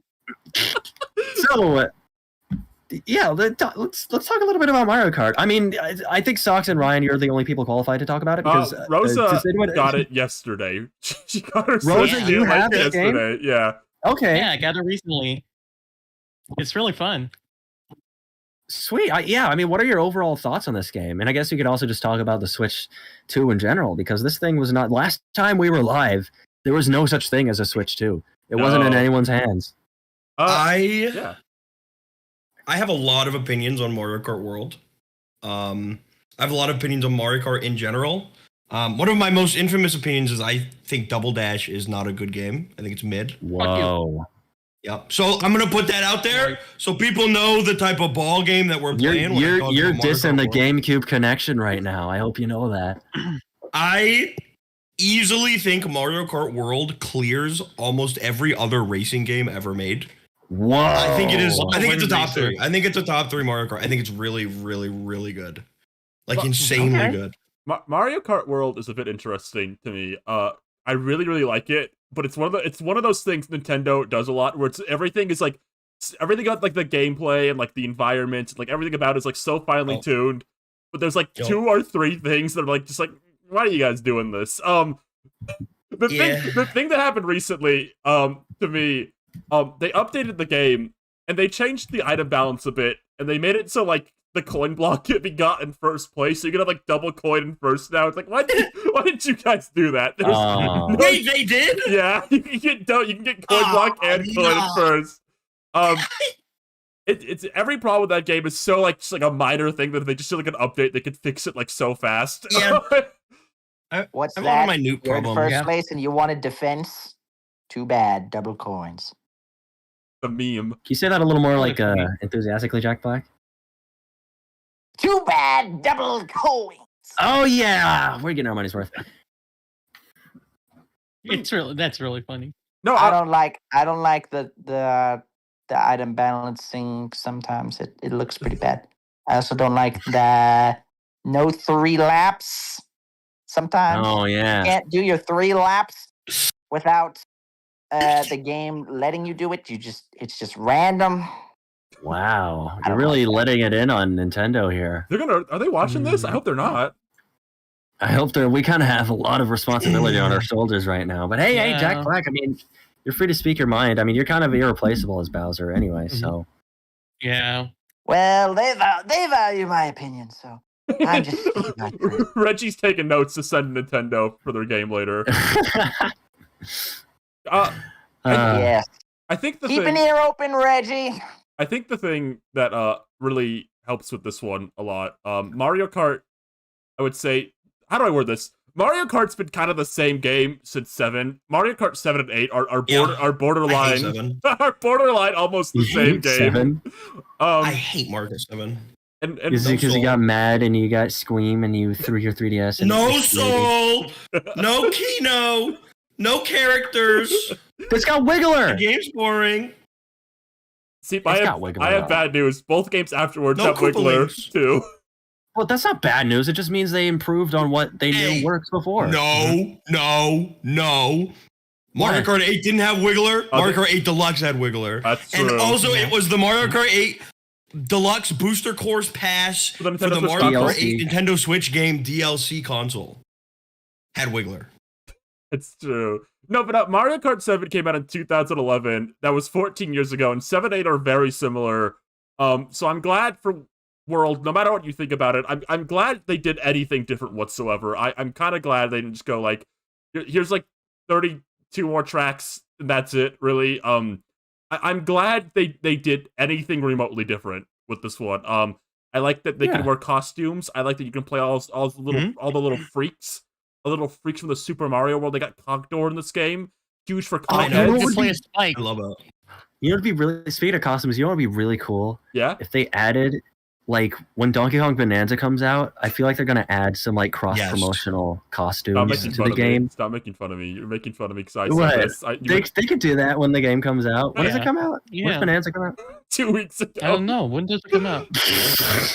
Shit, It's not too late. It's still gonna happen. It's Pauline and Donkey Kong don't have costumes. They only have one. It's weird. Diddy Kong's on the game. That's weird. It's happening. It's gonna happen still. No Diddy, no Funky, no Dixie. No, I'm with you. No Fractone. Who the fuck is Fractone? That's the little They're the guys little rock from thingies. Donkey Kong Bonanza. They're the crystals. I didn't play that dumb game. You don't. You only. Wow. You play games on your iPad. I mean, you're playing games on your. You're playing games on your iPad. You're playing. I literally have been doing nothing but play Pokemon Pinball on my iPhone. And watch Chippendale. You're describing like the daily life of like a little brother. I want to play Pokemon on my iPhone. Getting RetroArch on a mobile device is like life changing. No joke. That might be true. Really? Mobile gaming. That's true. I was talking about this earlier, actually. I don't know who I want in Mario Kart World. I want the Koopalings, honestly, but No, I want everyone else. I'm more costumes. I want Steve. True. That'd be Steve pretty from Minecraft. That'd be Well- cool. Well, you could play him in Sonic Racing Transform. That's right. Sonic Racing Oh, Cross yeah. World has Steve. Yeah, I think Sonic's winning the divorce battle in that regard. They've got kind of the crazy know. crossover characters. I want to see Peachette in Mario Kart World. You're like that character, yeah, Soldier. I think you're the only person on the course planet I am. specifically who would say that. I love that for you. she's so cute and pretty and dainty, and you've seen her like bike outfits, really cute. I think they got like most of the guys I care because I'm boring. They can add like fucking Dingle Dungle from Super Mario RPG Adventure 2 Battle. I'd still just play as Luigi, Daisy, and Shy Guy. Right. They got Boshi. They do have Boshi in this game. Basically, he is in But this. icon Boshi. Is it Yoshi in the Boshi-like clothing? Yeah. I've been playing a lot of Baby Mario. I used to never play Baby character. I've been playing a lot of Baby Mario just because I love his outfits in that game. Well, I love one of his outfits. I play Baby Luigi in Mario Kart 8. Oh, you're such a serious. Baby Luigi guy. I am. Like Goo Goo babies. I do enjoy little Goo Goo babies. I don't stand for baby hatred in Mario Kart. In Mario Kart World. Aww. That's some mother. Maybe in Mario Kart 8 when there was like 5 characters. That is pretty mother. I think Baby Rosalina is so cute. Jack, do you I have like the costume where she has the big sleeves and she looks like a seagull. Last time I was on this stream, we were talking about babies and like lactating mothers and Rugrats. That did happen. That sounds pretty awesome. Yeah, you think so? What if there was like a song about, I don't know, like lactation and Tara Strong and Rugrats? What's something like that sound like? I have no idea, dude. That's fair. That sounds pretty fucking crazy. It would be crazy, right? I don't know. I'm a crazy guy. I don't fucking know. That's fine. That's fine, Jack Black. we just like 2 more hours. It's fine. You'll be good. I think like this game's. I wonder how they're gonna do DLC because that's been a big topic lately. Because they already kind of formed the world, so it's kind of hard to insert things. All I can think of is like there's like a warp pipe you can find in the world. Like, oh, it takes you to the super awesome DLC island with the tracks on a separate island. Ooh. In that case, would that be releasing like 8 years from now? Oh yeah, I don't think there's more tracks in this game in another like 2 or 3 years. I think they'll maybe add like characters at some point, like maybe some characters and costumes like a bit sooner. Okay. I don't think tracks for another few years. I think it's entirely possible they planned for DLC tracks and maybe built the map around it in such a way that they could expand on certain like coasts and just like parts of the map that are emptier. I really don't know. I don't know what they'll do. They just have like page 2 out of 2. You know, just go in a menu and just go to the thing. Yeah. Just slap it on. Here's another character wish list. Okay. Blue Bitty Buddy. Blue Bitty Buddy. Yeah. What pair Bitty Buddy? I want normal Bitty Buddy. They gotta add the individual cuddlers for both the regular Bitty Buddy and Para Bitty Buddy. They all take up different slots on the roster screen. And like the YouTuber kind of be like, Nintendo just went too far with the Bitty Buddies. Bitty Buddy or Para They gotta add. Oh yes. They gotta add Bowser, but in like the awesome Pick a Destiny shirt that I got. Yeah. Oh yeah, that'd be a cool like cross promotion, right? Yeah. I agree, Jack Black. I love that. I love that shirt, dude. It's awesome. That's cool. No, you should wear it sometime in front of us, I guess. One thing I'll have to show you. One thing pretty awesome about this game that I was a bit surprised about is I never played time trials in Mario Kart ever, unless like it was required to like unlock something. I have actually done a lot of time trials in this one. It's fun. It's fun in this game. Just because the mechanics are a bit more like interesting for like saving time in this. The rewinding is so fun. I practiced like a couple tricks on some tracks, and it's like really fun. Like just the what's funny. What's funny? No, I'm sorry, Rosa. Did you draw this just now? When was this drawn? You're not saying? Well, it's kind of okay. I was on a plane recently. I don't even remember where I was going at this point. It wasn't the New York trip. But I was on a plane and I did like time trials in Mario Kart for like an hour, like all the entire plane ride. And I was having a lot of fun, like maximizing like the routes and like taking all the crazy like rail shortcuts you can do. It was a lot of fun. Sweet. Well, I've never played it personally, but speaking of like blue characters, like Rosa just posted here, like there's kind of like these kind of blue bitty buddy, like kind of blue bitty buddy, like who's kind of a small blue character of sorts. Small blue characters. We love those here, right? Yeah. There was kind of a new awesome like movie that dropped semi recently. Oh, here we go again. Really? You know what the movie that dropped like fairly recently about characters wearing blue, like on their skin, like in their blue, and they're kind of super, and they have blue on them. They're very super. It's a very and it's a movie about kind of like hope and teamwork and like family. It's like about like a family. It really is about family. Yeah, blue characters who are a family. So the Smurfs, brown fur. the Smurfs came out fairly recently. With Rihanna leading as Smurfette. I know Rihanna is Smurfette, by the way. Can we just say Rihanna is Smurfette? Yeah, I can't trust that. Except no alternative.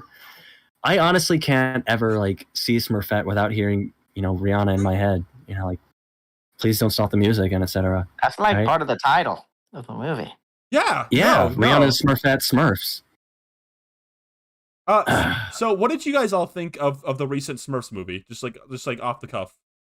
Oh, man, there's like so many things I could say about it right now. I honestly, I almost don't even know where to start. Socks, where would you start in this discussion about the Smurfs movie? I was hoping we were talking about Chip and Dale. I haven't really seen the Smurfs movie. I wasn't gonna see it. I was hoping we were gonna. No, the new one. The new one, the new Smurfs movie. No, I like the old one. No, okay, from 2012. But the live action one? Yeah. You liked that one? I did a Smurf dance. I dressed up as a Smurf for stream. Yeah, I did a Smurf dance. And you haven't seen Smurfs 2025, Rihanna's Smurfette? No. I like when they combine live action and 3D and 2D animation. I'm sorry. I didn't mean that. I didn't mean to blow up on you. That's why you're still blue. Take off that blue. It doesn't belong to you anymore. I like the old. No, Socks, it's fine. But we just we really just want to talk about this new one. Like we've kind of been trying all night, and you're really bringing this down. Yeah. Can you just?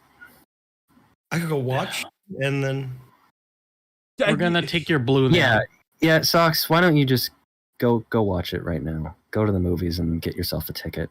Just do yourself a favor. Earn that blue. We're not going to waste any more of your time. Okay. Yeah. I'll earn your blue. Yeah. Thank you though for coming on. Don, David, can you cut the black real quick?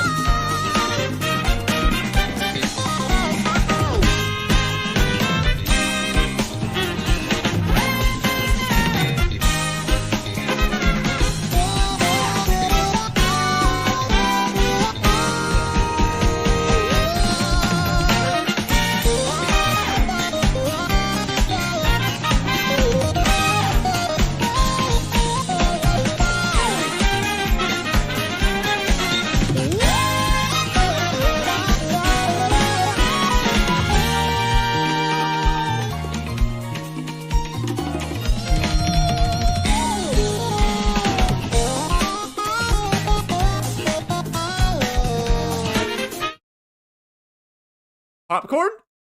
Butter? Nachos? Cheese? Root beer with red licorice straw? Right here. Ready to start cast topics. I'm Ryan Rippity. Who else is here? I'm here. I'm here also. Who are you? What? You screwed up a whole. Wait, hold on. What is it? I'm Seep. What is your name? You're Claire, right? I think so. Jack Black is also here. Say hi, Jack. I am Jack Black, and I am Steve. That's awesome. And don't forget my failed attempt on Walk in the Water, Pilky Rosa. And don't forget to watch Family Guy. Yeah, Claire. Oh, I like Family Guy. I like that. You do? Claire, what? Tell the people watching. what do they might know you for, Claire? You might know me for various comics online. There's that one Would where you I'm say talking they're serious comics? Not serious, but not like overly jovial. I would say they're rather neutral. There's that one where I'm talking to the baby. There's that one where I'm talking to the Vocaloid. There's that one where I'm looking at the frog. There's a lot of them should we out put there. on screen right now? Where's the baby one? I want the baby one on screen, Ryan. Find the one where Google the baby one, and you'll see it. Yeah. No, let me Google the baby one. Nothing else, just those words. And you'll see it. That's my power. Okay, I'm getting a lot of. It's been edited and reposted 10 million quadrillion times. I've got to follow this person online and stuff like right now. Oh, thank you, Jack Black. Thank you. What do we type into Google to follow you on your websites? My Silly Comics. There we go. I'm on Twitter, Tumblr, Instagram, Blue Sky. Yeah. That's great. No, we love the interwebs and stuff. And I love it. I love the internet. I love the internet. Anyway. Jack Black, do you ever like browse like YouTube Shorts or TikToks? You ever go on the internet? Yeah, man. You like it? I mean, I'm a gamer, so sometimes I'm like just looking up stuff about games that I like and like movies and stuff. Jack Black, I do that too. Yeah, man. He's just like us. Awesome. You're just like me. I love how humble you are as a You're celebrity. so down to earth and grounded and real. You're a real guy, Jack. You're a real one for being on this show. I'm just trying to be I know, me, dude. And that's all. But that's what I feel like. It's what we're all trying to do in our own little ways, right? Yeah. I suppose so. What is the topic we have? My topic is City the Animation. City the Animation. Yeah. You want to talk about City the Animation? Oh, I would love to.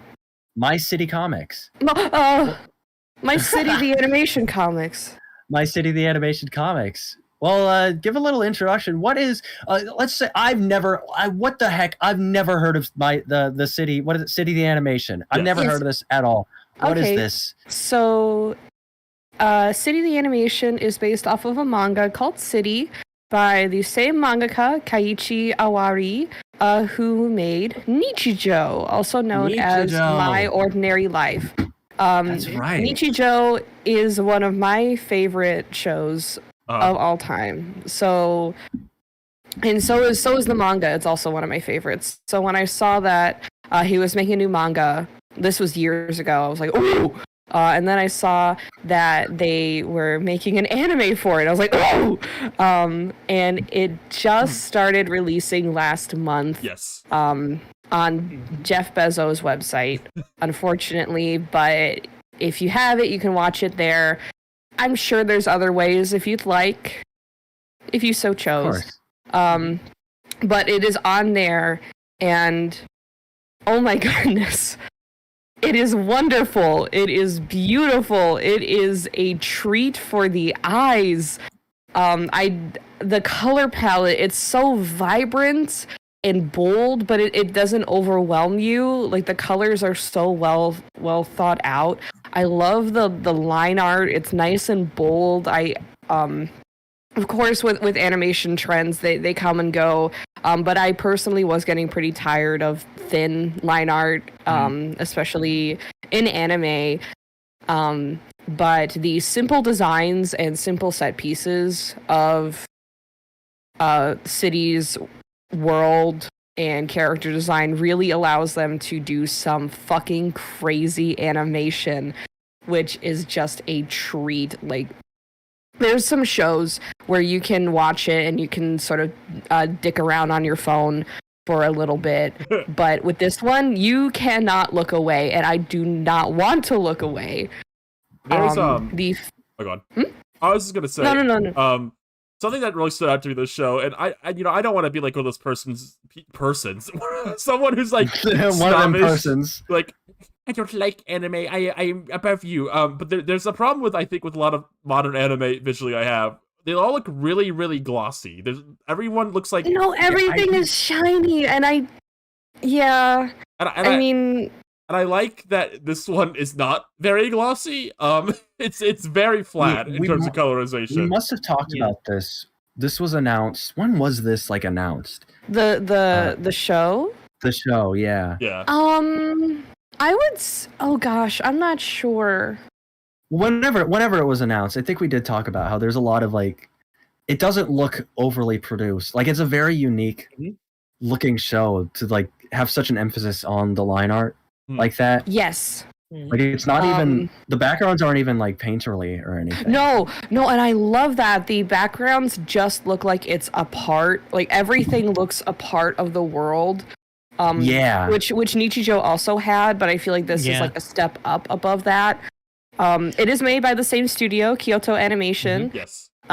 Which they're phenomenal, and I'm really glad that they were able to work with Keiichi Arabi again to make this, because I don't feel like it would have been right in any other hands. Because they are the cute characters doing cute things kings of the industry. I believe didn't they make Lucky Star? Yes.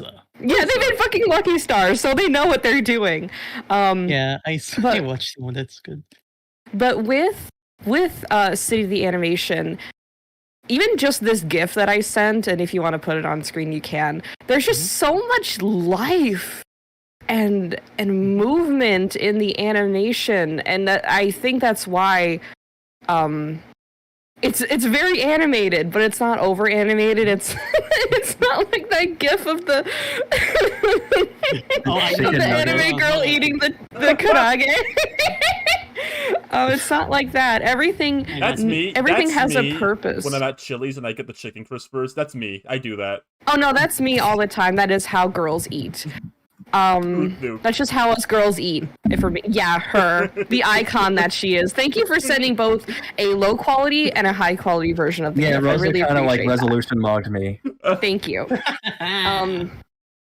But that's me. That's me. Something that I really like sandwich or something.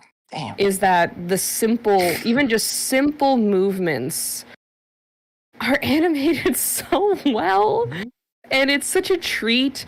And I know this is gonna sound very gaijin weeaboo of me. But it definitely reminds me of Katamari. And especially in the levels where you roll in the city, because it's based off of a generic Japanese city. But it's not just the setting that reminds you of that. It's the colors. It's all of these little things here and there. It feels so lived in, how everything is interconnected. It's really playing into its name. Yes, and just it makes me very happy. The most recent episode came out today, I didn't see it and yet. I'm not going to say anything about it right now, but you need to watch it, because my God, the shit that they do. There was this kind of a sequence, and something I like about this show, something Nichijou did too, is it's kind of there is a main group of characters, but there's kind of an extended cast that they can also do segments and episodes on. Oh yeah. This show it definitely feels like an evolution of what Nichijou was. Yeah. You can see the foundation that Nichijou made, and it definitely harkens back to it. But it's somehow even better. Something I really like about this one is you kind of get to see the interconnectedness of the world a bit. This character is friends with this character, and that's how they connect. That character connects to this character. And they work at the same place, and this person who works at the same place knows this other person. Yeah. It's a little fun like that. in the GIF I sent, I don't know the names yet, forgive me, but the one with the blue hair on her bag has a charm that's a mascot from the restaurant that other characters work at. So it really shows the weaving into each other's lives, these moments that are both separate and connected, because then you're able to be oh, I know where that's from. Yeah. So that's Eri or Ichen. That's Eri. That's her charm, which was given to her by Matsuri. But yeah, by Matsuri, and they're very cute. These two characters are so cute together, and they're part of the Go Home Club where they go home. They're kind of like the Built by Gamers a bit. You know them? You know the Built by Gamers? Yeah. what were they talking about? There is also a Tsuchinoko, which is great. I feel like any show that has a Tsuchinoko is automatically brought up to the next level because Tsuchinoko is there.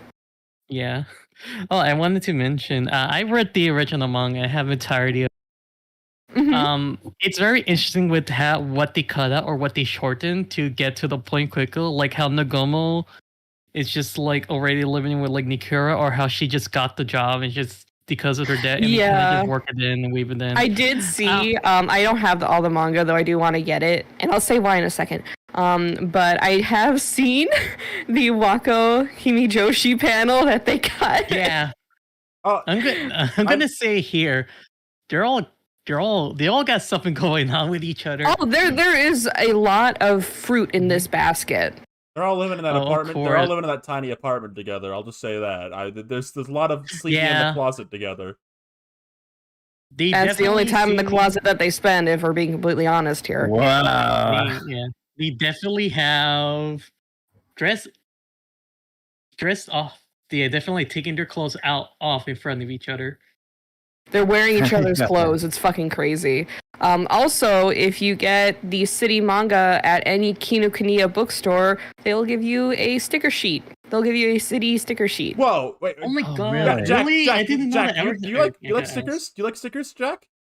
It's a great question. Hold on. Jack Black, do you like stickers? Yeah, dude, they got like Minecraft stickers. There are so many Minecraft stickers out there in the world for you, Jack Black. Dude. It's an endless treasure trove. You guys are talking about anime and stuff. I kind of like Azumanga. You guys like... I like Azumanga as well. But you want to know what peak is? Yeah. What's that? Yatsuba. Yatsuba. Oh, I gotta read more of that. That stuff's good. I have all of the volumes as well as 3 figures. I love that green-haired thing. That's awesome. I like very silly slice of life things. Yeah, slice that just make me smile. I actually really love slice of life. I don't understand people that disparage the genre. It's just fun.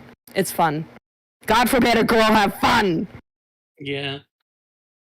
And that's what City of the Animation is. It's just plain fun. It's fun for the eyes. It's fun for the ears. It's fun for the heart. So you should watch it.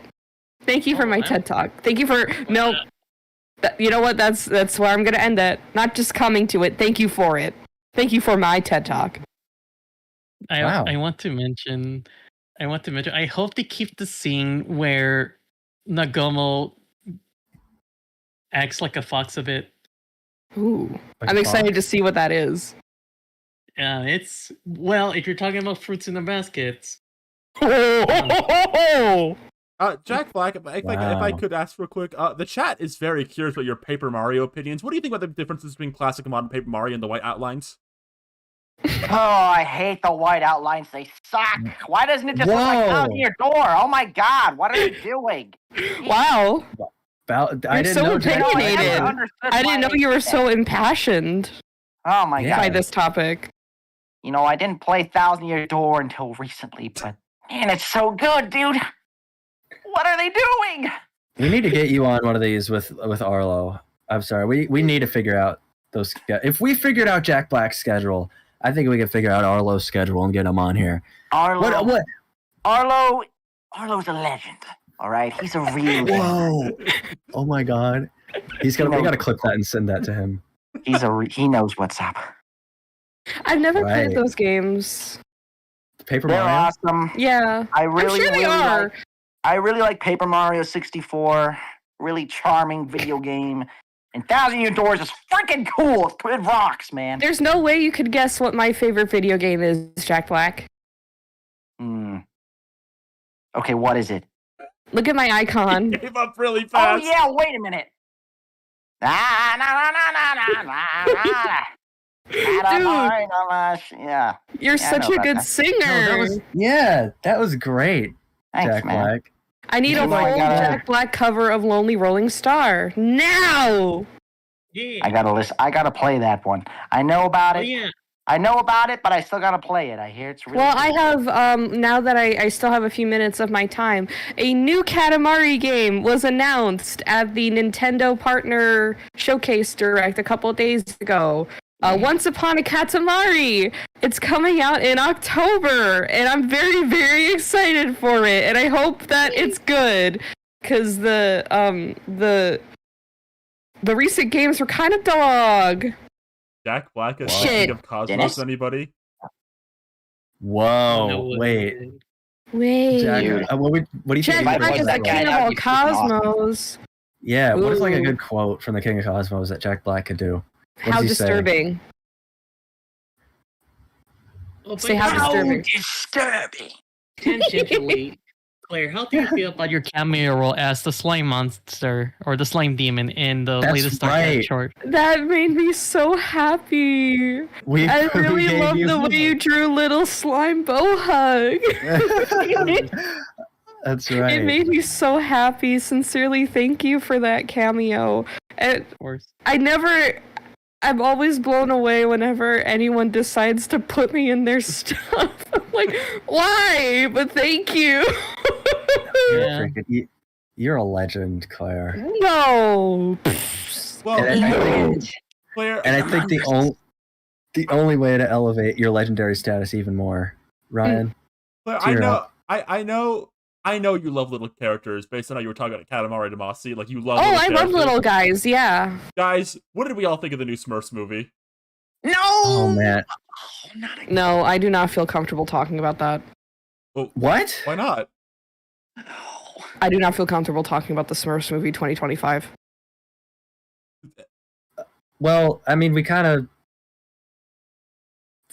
that's kind of what this whole. It's our 100th episode. We had a lot of build. This was not outlined for me, and frankly, I'm incredibly offended that you would even bring that up to me. Oh, I'm sorry. I didn't. What do we do? I didn't expect a reaction like this. No, This is a severe lack of professionalism on your guys' part. I'm sorry, Claire. I'm sorry. Please No. forgive us. I'm really I don't think I sorry. can. I'm sorry. I don't We think I kinda- can. I'm kind of stunned. We've never had to damage control like this live. John, David, cut the black real quick. Yeah, be right back. We'll be right back. You've damaged my image forever. Goodbye.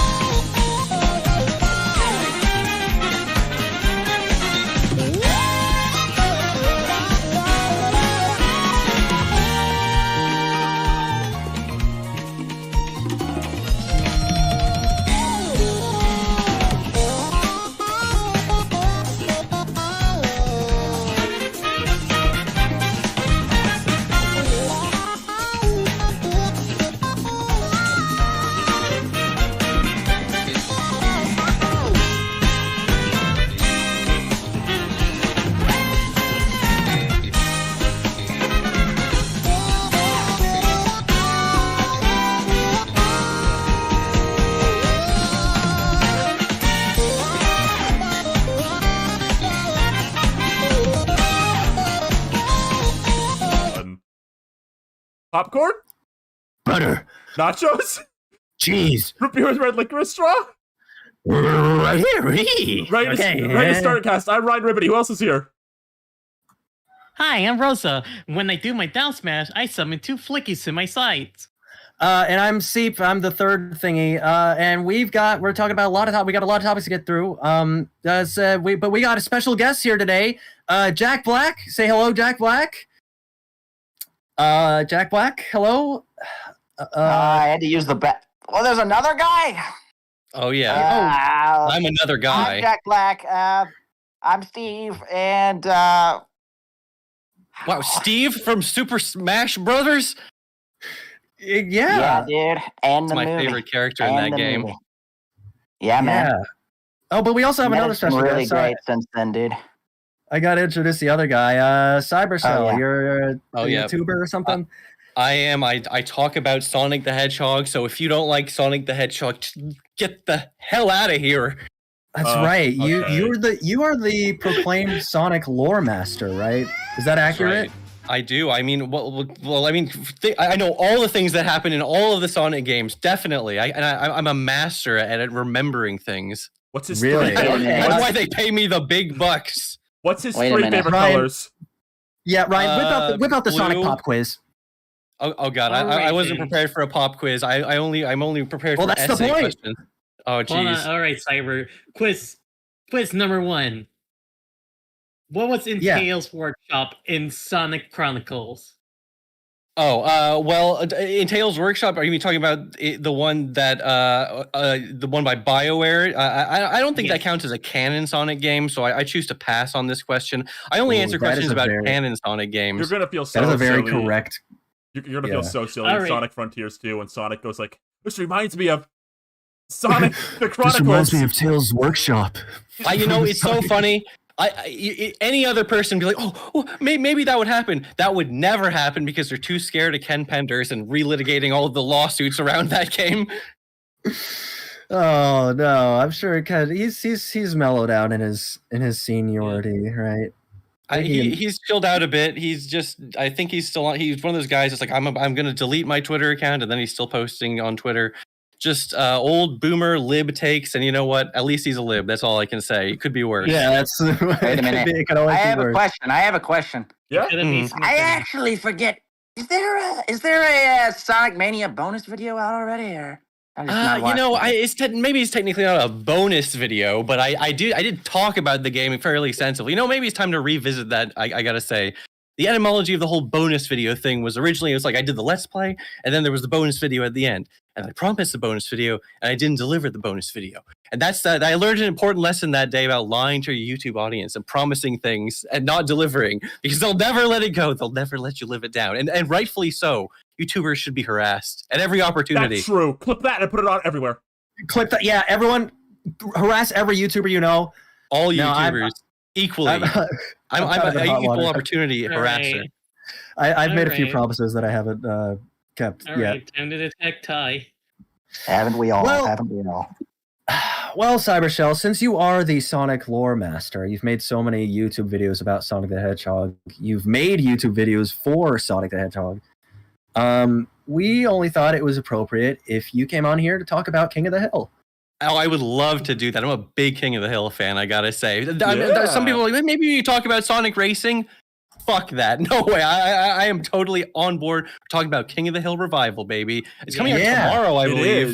It is. I know this because Johnny Two Cellos from YouTube has seen it already. I was going to say, it's almost pointless to be making all these predictions on what's going to happen when literally you can just watch it tomorrow and find out. But one thing I was going to say, could be wrong. Here's a question though. Here's $1 million question. I was going to say, do you think it's going to be good or not? And I was going to say, I've already been spoiled a bit because Johnny said he liked it, and I trust Johnny Shell's opinion on adult cartoon related things of that matter. He does keep you posted on adult cartoons. Exactly. Yeah, that's exactly what I do. I'm just eating cereal and I'm watching his videos, and I'm just having such a great time learning about Futurama. Everyone go subscribe to Johnny Two Cellos right now. Everyone go subscribe to Johnny Two Cellos. Ask him to be on Ready to Start the podcast. Okay. So Johnny's spoiled. That is good. He already ruined it for me. Yeah, I can't go in expecting to hate it. But the thing is, I was already going to guess it's going to be good because this is Mike Judge we're talking about. Yes. He's already done 2 separate Beavis and Butthead revivals, and they were both good. Yeah. And you know what? I do have a little extra perspective on this because I did go to Comic-Con recently, and they actually showed an entire episode of this revival. Oh my god. So I can say definitively whether or not what I saw was good. And I can expose if Johnny Two Cellos was just like being paid off by like Disney and Hulu and give you like his career the real could be over insight. depending on this podcast. Yeah, this might be the end. Maybe he's never going to be on this podcast, or maybe this podcast is his only shot at redeeming his image after I blow the lid on this whole thing. But no, I got to be real. They showed one episode. It wasn't the first one. I think it was like the second or third. It's the one where Bobby and Hank have like a beer brewing. They enter a beer brewing competition against one another. And it was good. Yeah, I mean, it's kind of, there's a few things to talk about with it. I always thought in the realm of like just reboots and stuff, this one kind of makes more sense than a lot of the other ones they've been doing. Because Hank Hill, the whole thing is like he's a guy like who's kind of like trying to understand like the modern world, and I think the idea like that he got put into place for a few years where he couldn't experience what was happening to the modern world, and now he's being put into it. I think that's a good setup for a character like him. Yeah, the premise is quite interesting. It was one of those things where you first read on paper, you're like, huh? But it was like, yeah, he's been over in like Saudi Arabia in one of those little like military base tiny towns for Americans or whatever. So he's been insulated from modern culture or whatever. Yeah, I mean, it seems a little odd, but then you're right. It totally makes sense. So he can still be the fish out of water type situation coming back. It is interesting. It's aged up, but it's not been real time since the show ended. It's only been about 7 years or so. Yeah. That flowing timeline thing.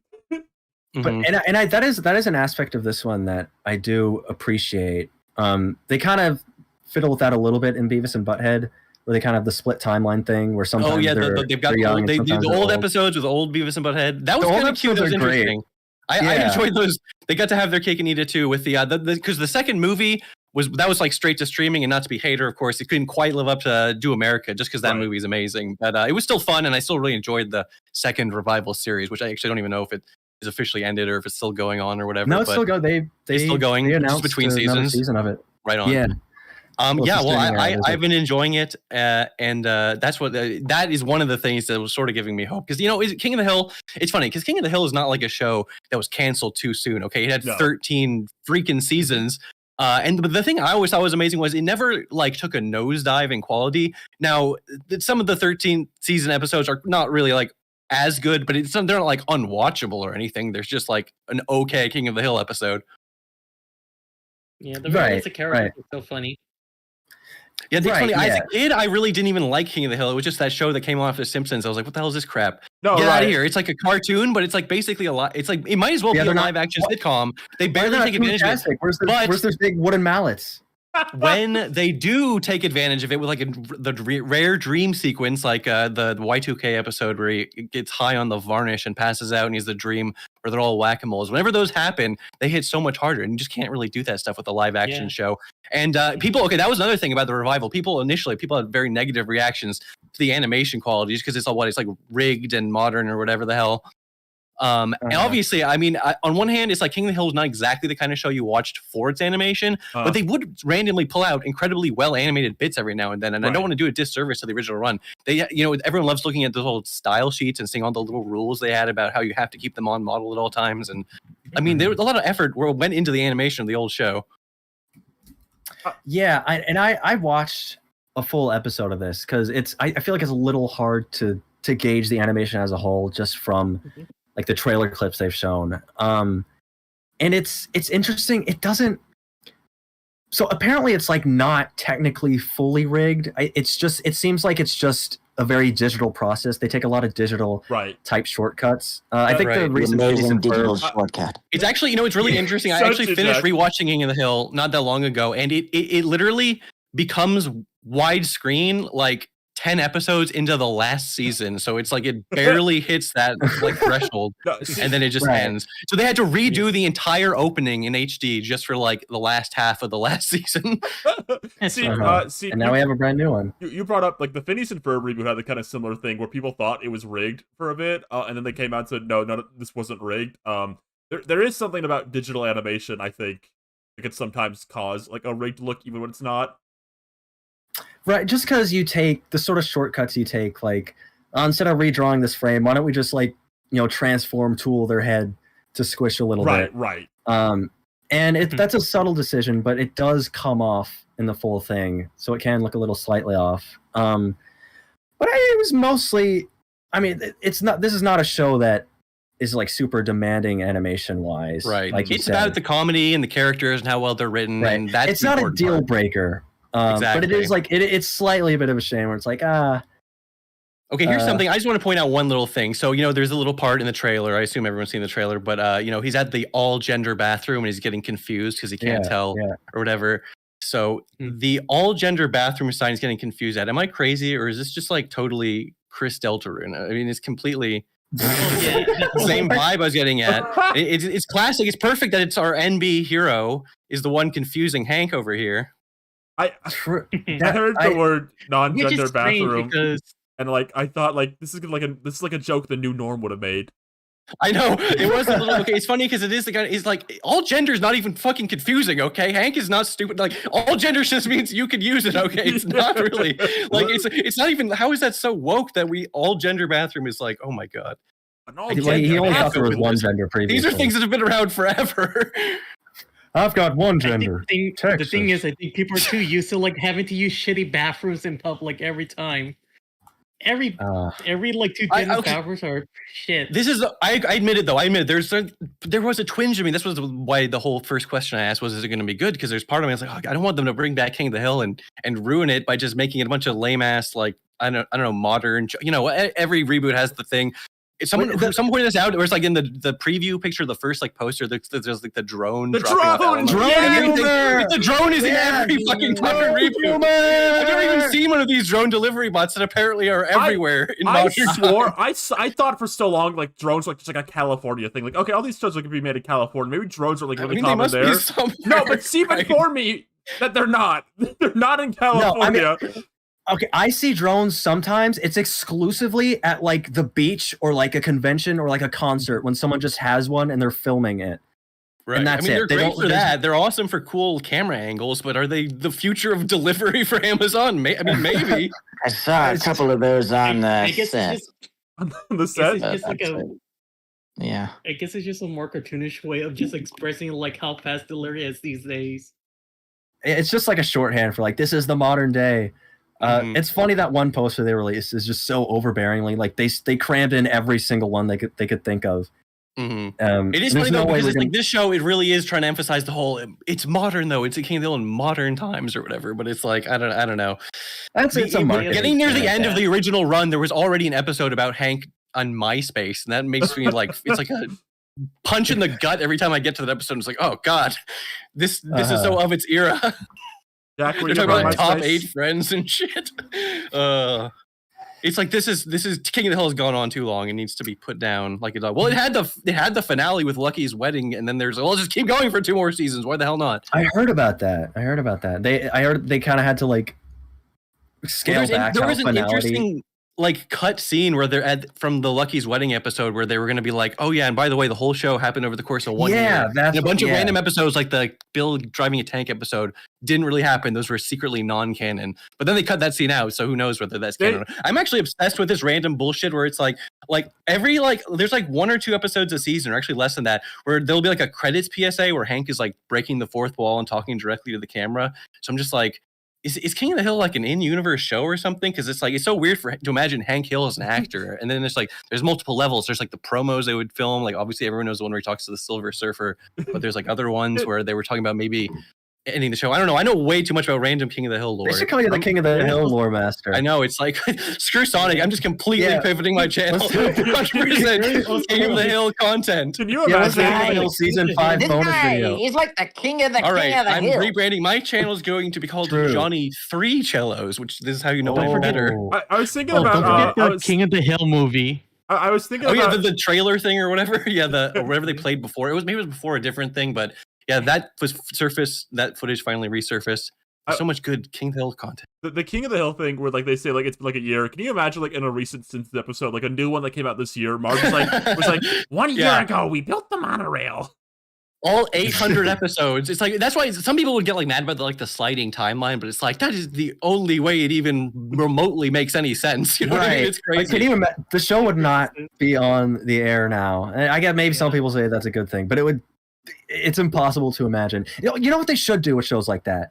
Instead of having a floating timeline, just have the family have a new baby like every 2 seasons, so that your future farming. So, yeah, by the time you get to season 10, you can still tell like Bart like 5th grade stories, but you just have like a new baby analog, basically. So I used to say, this is what I used to say. I said Simpsons will just keep going until one of the main cast members dies. Now, Simpsons is so profitable.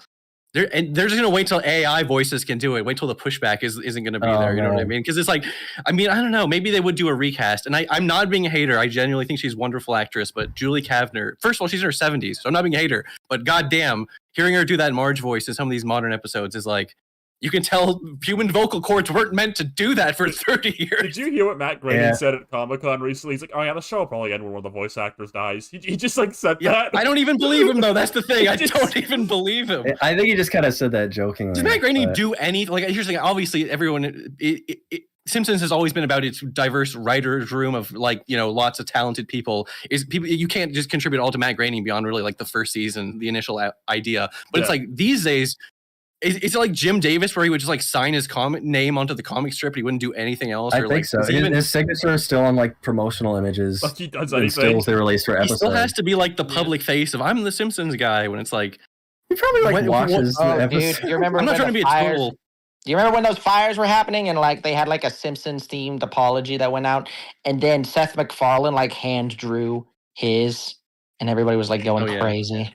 The human touch. Seth has the human touch. He's wholesome. Shout out to Seth MacFarlane for producing the Naked Gun movie that just came out. It was pretty good. Well, speaking of wholesome, I gotta see that then. Wholesome characters. Are there any other awesome movies coming out that you guys know about? Yeah, it's kind of like a wholesome movie too. Really? Yeah, the Smurfs recently dropped. What is it, Jack?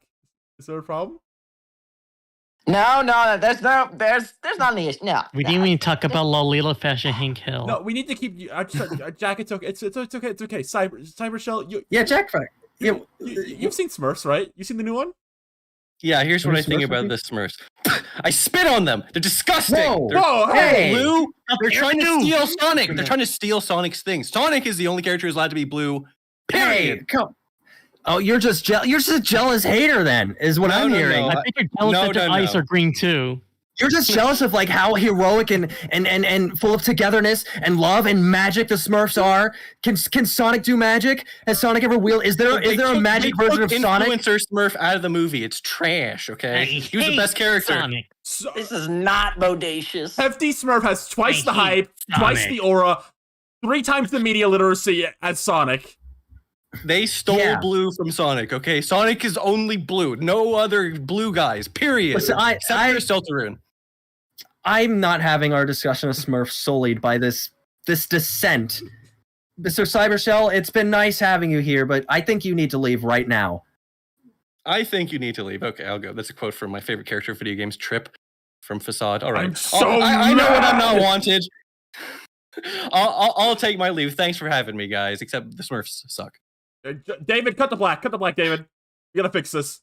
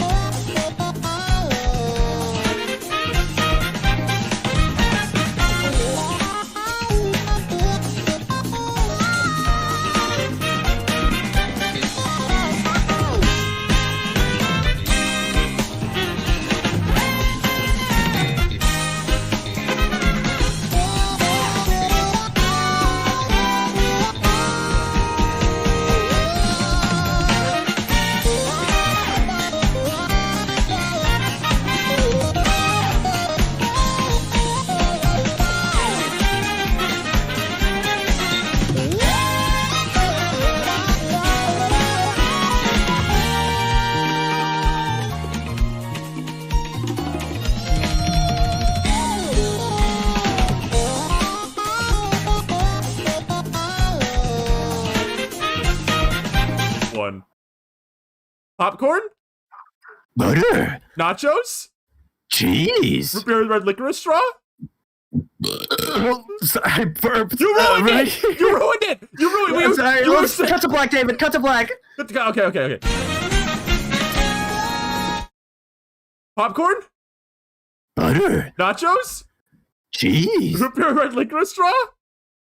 Right here. Welcome to Ready to Start the Podcast. I'm Ryan Rippity. Who else is here? No. Sorry, if you going first. I'm doing forensic on this Inksy team band, Pilky Rosa. And I'm Seep. And we got so many topics to talk about today. We talk about, what do we talk about on here? Animation? We just talked about and we have some special, I believe we have some special guests joining us. Hello. Jack Black. What's up?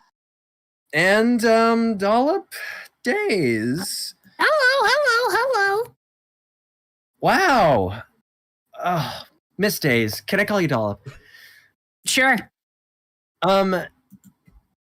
You have come on here today. It's a beautiful day today. This is our 100th episode. The birds and singing. Yeah, and we're just happy to have you. I'm gonna be honest. It's been kind of a difficult stream for us today. Don't tell anyone, but we're keeping it together. What do you like to do? What's something chat might know you for? I guess. I think most people, and I haven't like polled or anything, but most people like the streams where I scream and cry for 6 hours and do nothing else and then end the stream. That's pretty good. Oh, so you're kind of a good fit for the Starcast, then, in that case, right? Yeah. Mm-hmm. Oh, sweet. Okay. Well, we got some topics to talk about. Oh man, I love those. Cybershell honestly had no interest in talking about this, so I'm glad that you've come along to sort of pick up the slack, because today we're going to be talking about a little bit of Sonic Racing. Enter your ID and password. I know about that one. Jack, before we do this, Sonic Jack, I just want to make Racing. sure there's not a conflict of interest here, right? Like, you don't have a problem that because you're Bowser and all that. I just want to make sure it's not a problem that we're talking about Sonic Racing, right? Dude, they got Steve in that game. That's true. True. Oh, can you sing the Minecraft song? So that's like all I know about it, though. So hey, that's fine. What more do you need to know? So Sonic Racing Cross Worlds. It's the latest entry in the Sonic Racing series. When is it coming out? What is the release date? It's coming out soon, right?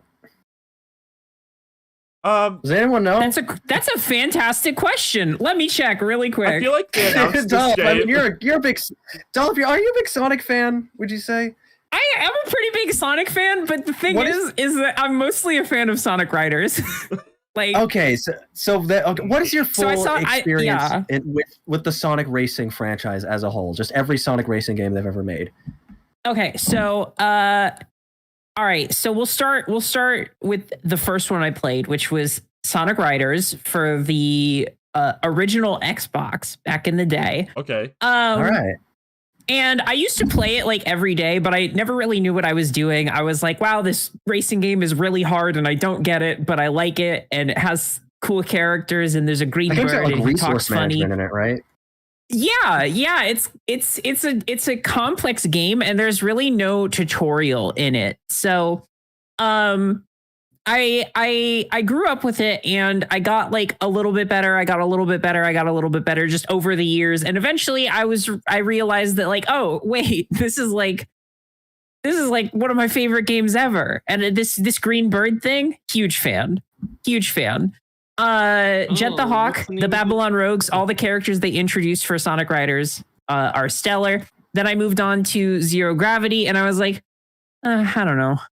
It's good, but it's not the same. It's like if you made Sonic Riders but took out all the resource management and cool tricks and cool tech you could do.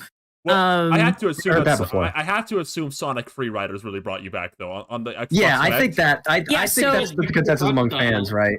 So skip a few years, I'm in college and I finally get a Kinect. I didn't have an Xbox 360 growing up, but suddenly I have one and I get a Kinect for it.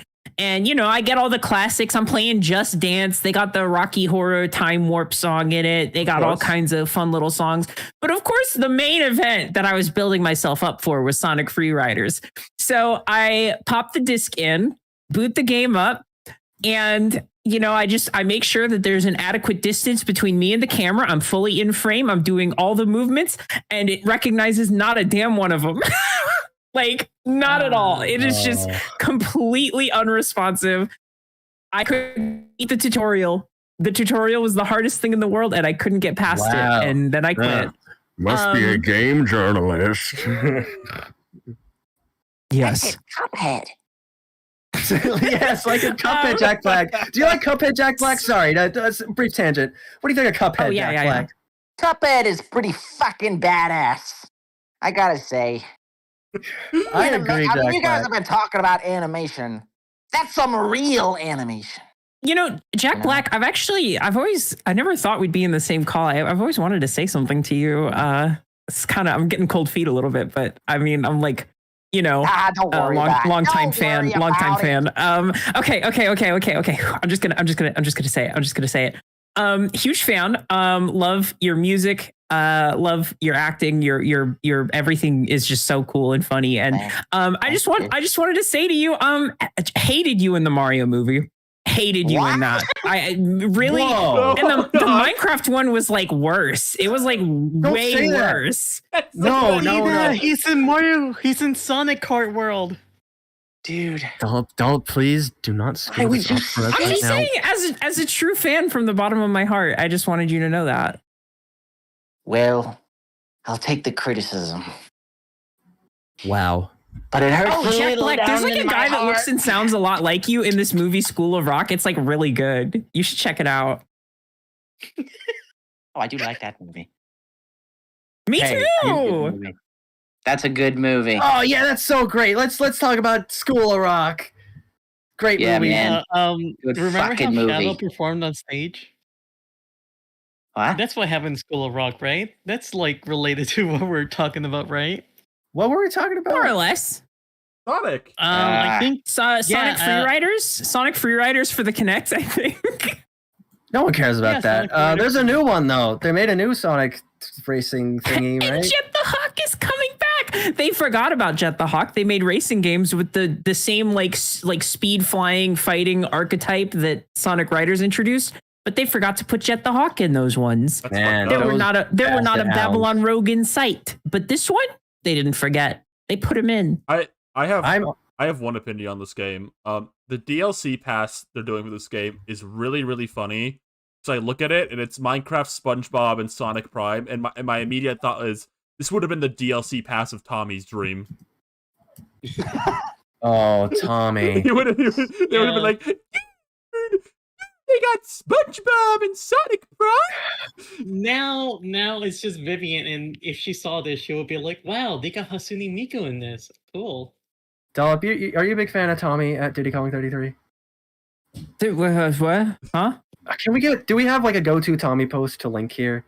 Tommy. Yeah, I'm gonna need some help. I think I'm gonna need some help. He was that little 14-year-old who was on Twitter. 13. Can I phone a friend? I don't think I follow any 13-year-olds.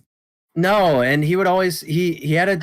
His icon was a picture of Diddy Kong, and he would always post about like the coolest like video game stuff.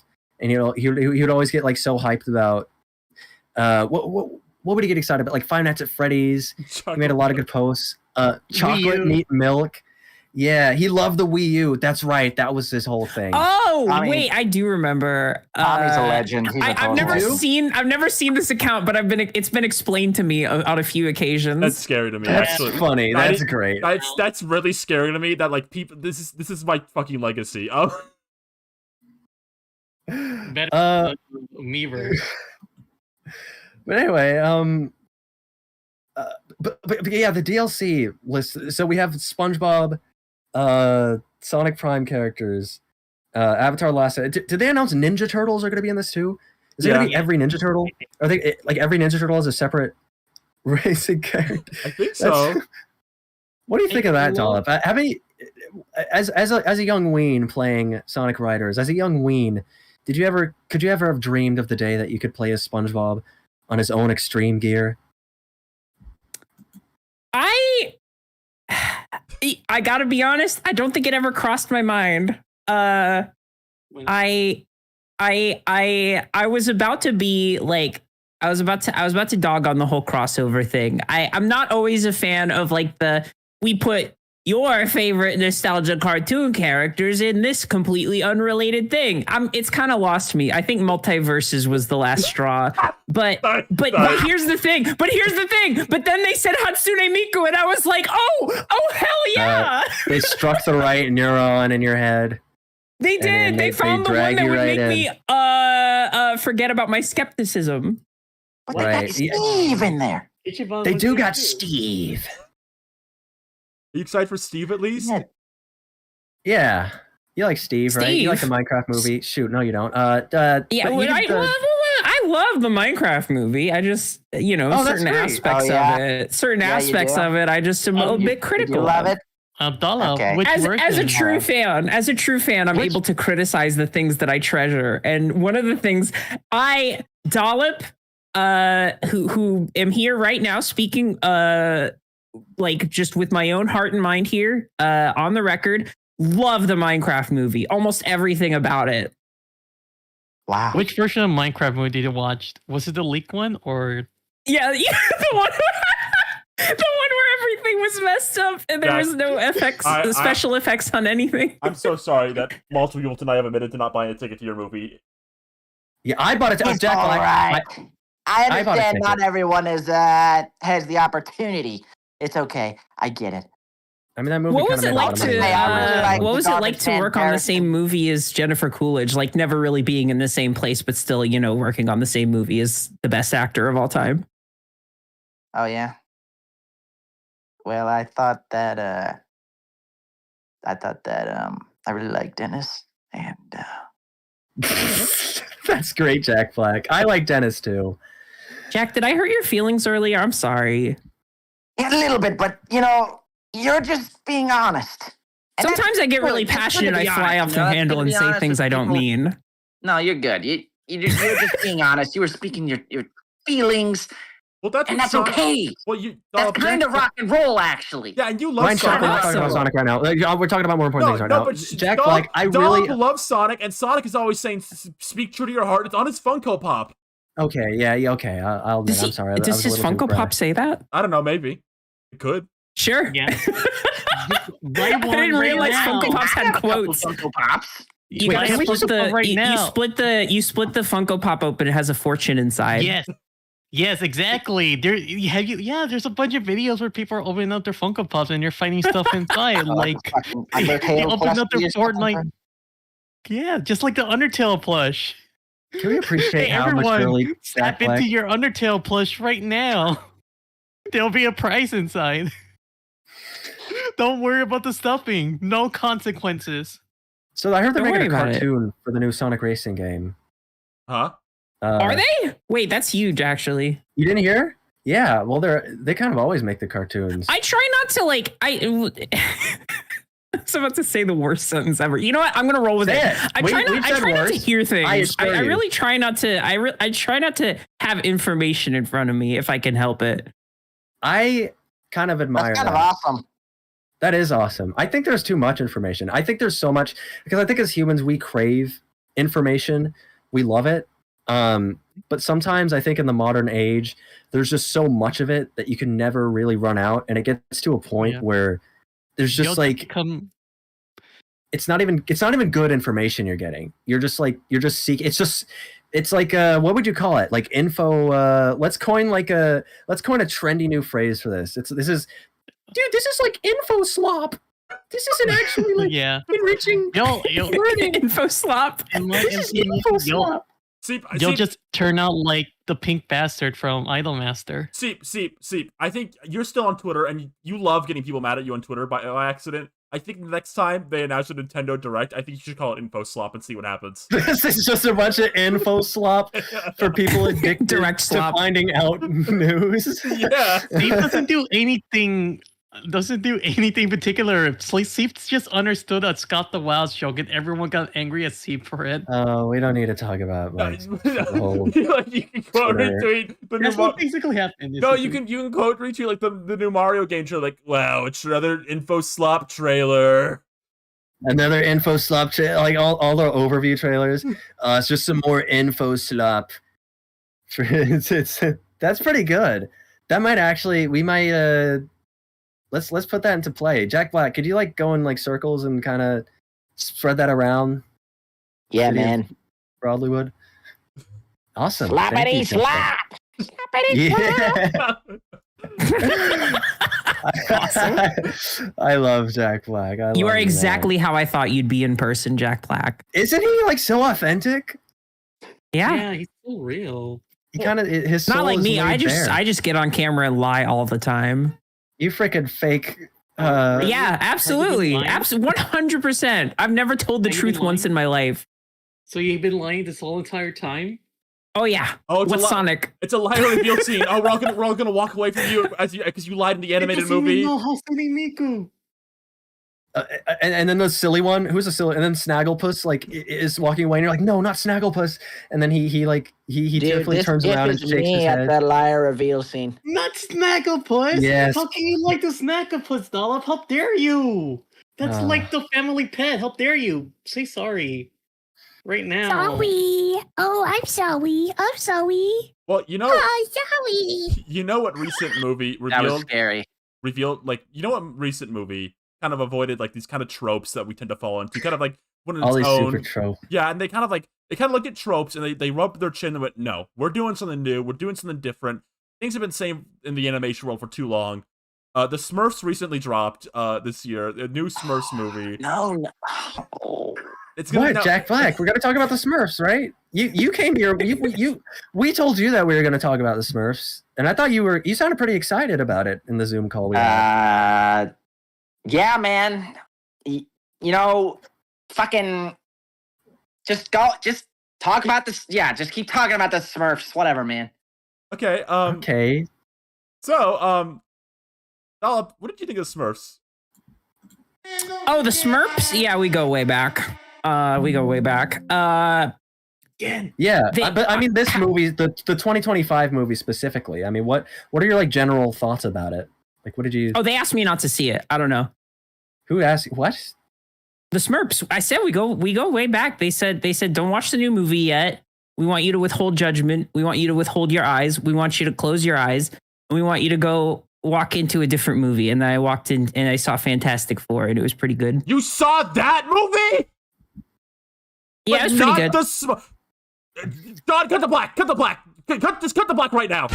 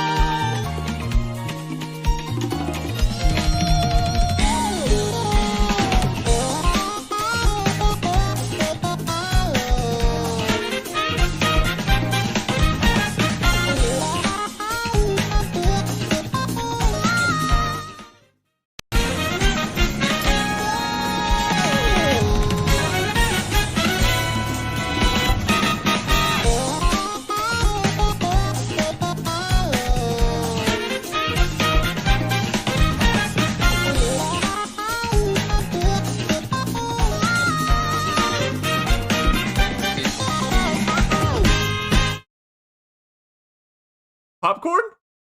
Butter. Nachos? Cheese. Red licorice straw?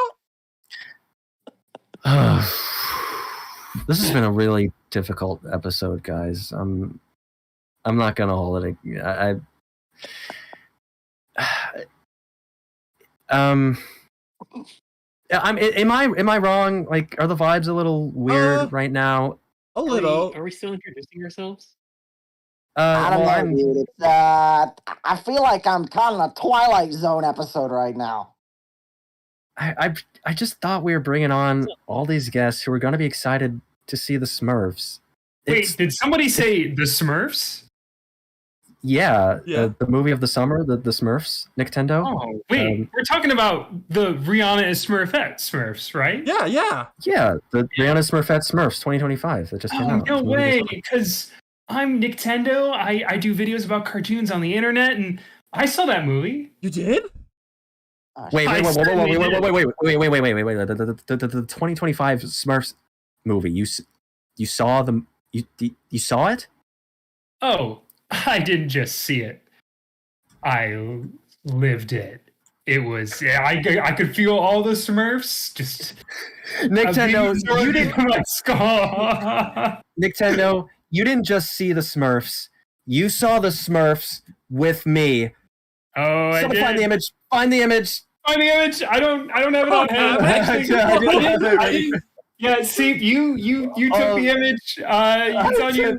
I posted it at our karaoke dance party like 2 weeks ago. Do I have to go find it? No. Hold on.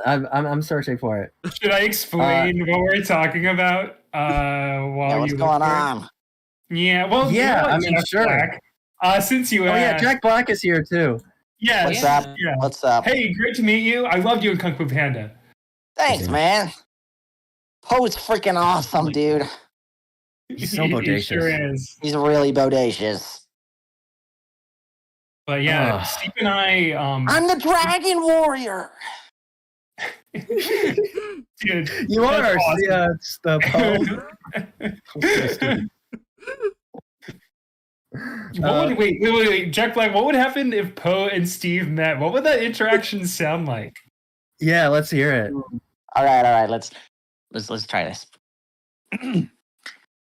Whoa, what are you, some kind of panda bear? Hey, whoa, what are you, some kind of like blue shirt guy?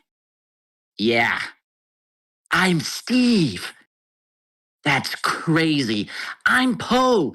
I'm the Dragon Warrior. Wow. That sounds freaking awesome, dude. Do you want to like go and mine and craft and stuff? Dude, that would be so sweet, man. Let's go. Hell yeah, dude. Looks like Steve just made a new friend today. Awesome. That's exactly how I thought it would go too. We have someone in chat, a super chat that says, "I think Jack Black could do influencer Smurf justice." What do you all think?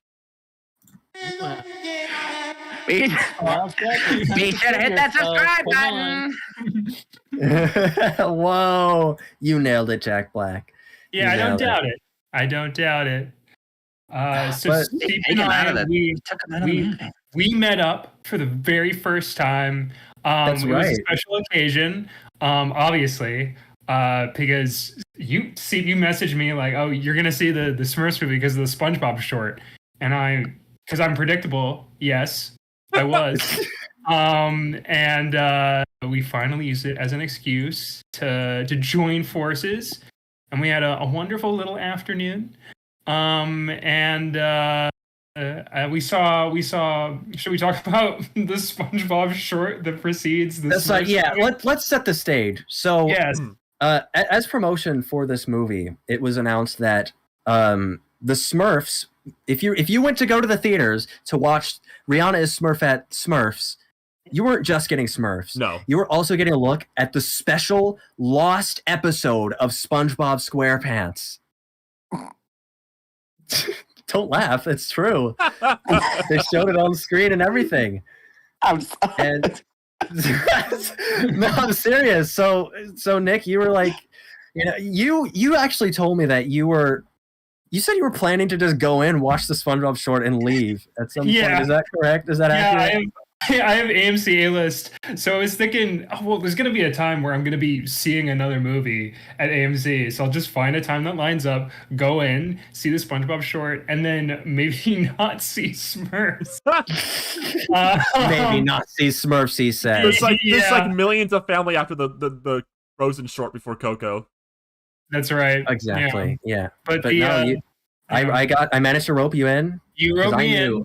I knew we would have a great time watching the Smurfs. I mean, we had a time. Yeah. Well, I would say out of the afternoon I spent with you, seeing Smurfs was definitely a mixed part of that, and that had nothing to do with you. A mix of like bodaciousness and awesomeness, right? Ew, that's what I'm saying. Exactly. But yeah, the SpongeBob short, it was like 3 minutes long. Right? It's 3 minutes, and it's you can tell by the way the animation looks. When the first frame of SpongeBob in the Krusty Krab, it's peak. Well, first of all, I think that was our first big laugh in the theater. Yeah. I think it was just you and me laughing at that. Yeah, the short starts, and it's just SpongeBob standing in his like default Aaron Springer face like model sheet pose, just standing completely stiffly, and like, oh boy, this is a mid-Bob production. Yes, it was clearly produced like 10, 12 years ago, and they sat on it, and it's not like theatrical quality animation. It looks exactly like an episode that would have aired 2014, 2015. You told me your friend Terrific Tariq was excited when he heard that there was a theatrical SpongeBob short. Terrific Tariq was like, "Yo, hey, maybe this will be worth it if you could see the SpongeBob short. Maybe be seeing Smurfs will be worth it for this." And I had to tell him, "Hey, it's just I showed him some images." And he was like, "Oh, this doesn't look cool at all." He took back his excitement, and it's like it's fun. It's cute. It's a little SpongeBob and Squidward hijinks for like a couple minutes. Yeah, there's no dialogue, so it's very internationally friendly. Oh yeah. Mm-hmm. I appreciate it's like reef blowers. Yes, exactly. Yeah, Jack, like your SpongeBob lore. What do you think about the new SpongeBob episodes? What are your thoughts and opinions? Yeah, what are your thoughts on New Bob? The are you a SpongeBob as they call it? Yeah. Well, I don't know. I kind of get the feeling that sometimes they're just trying to do the next big meme face, But it's okay. I just like the older stuff more. That's fine. Fair. You're more of a middle of the sequels kind of spot. You're more of a like 2008 SpongeBob versus a giant slime monster that spews goo everywhere kind of fan. No, I mean like the first 3 seasons. You're just a big old sponge boomer. I don't really like anything after that much at all, if I'm being honest. We're all entitled to our opinions. Hey, you were very mature about Dollop's thoughts on the Mario Brothers movie. I could be mature about your thoughts. Yeah, not everybody's gonna think the same thing about everything, and that's beautiful. That's just how it is. That's just how people. Yeah. Not all are big fans of Gnarly and the Narwhal's giant bare feet. Don't bring her up. But anyway, don't talk about it. I didn't even remember that was a thing. In SpongeBob Gnarly, and it's like the first result is her doing stuff there. Anyway, what are we talking about? But yeah, so the SpongeBob short that was fun. I mean, I don't know if we have much else to really say about that. No, it was just fun seeing that TV animation on the big screen. And I love that it was a Viacom Paramount property. I love synergy, so that was awesome. True. And then love that synergy. Yeah. Did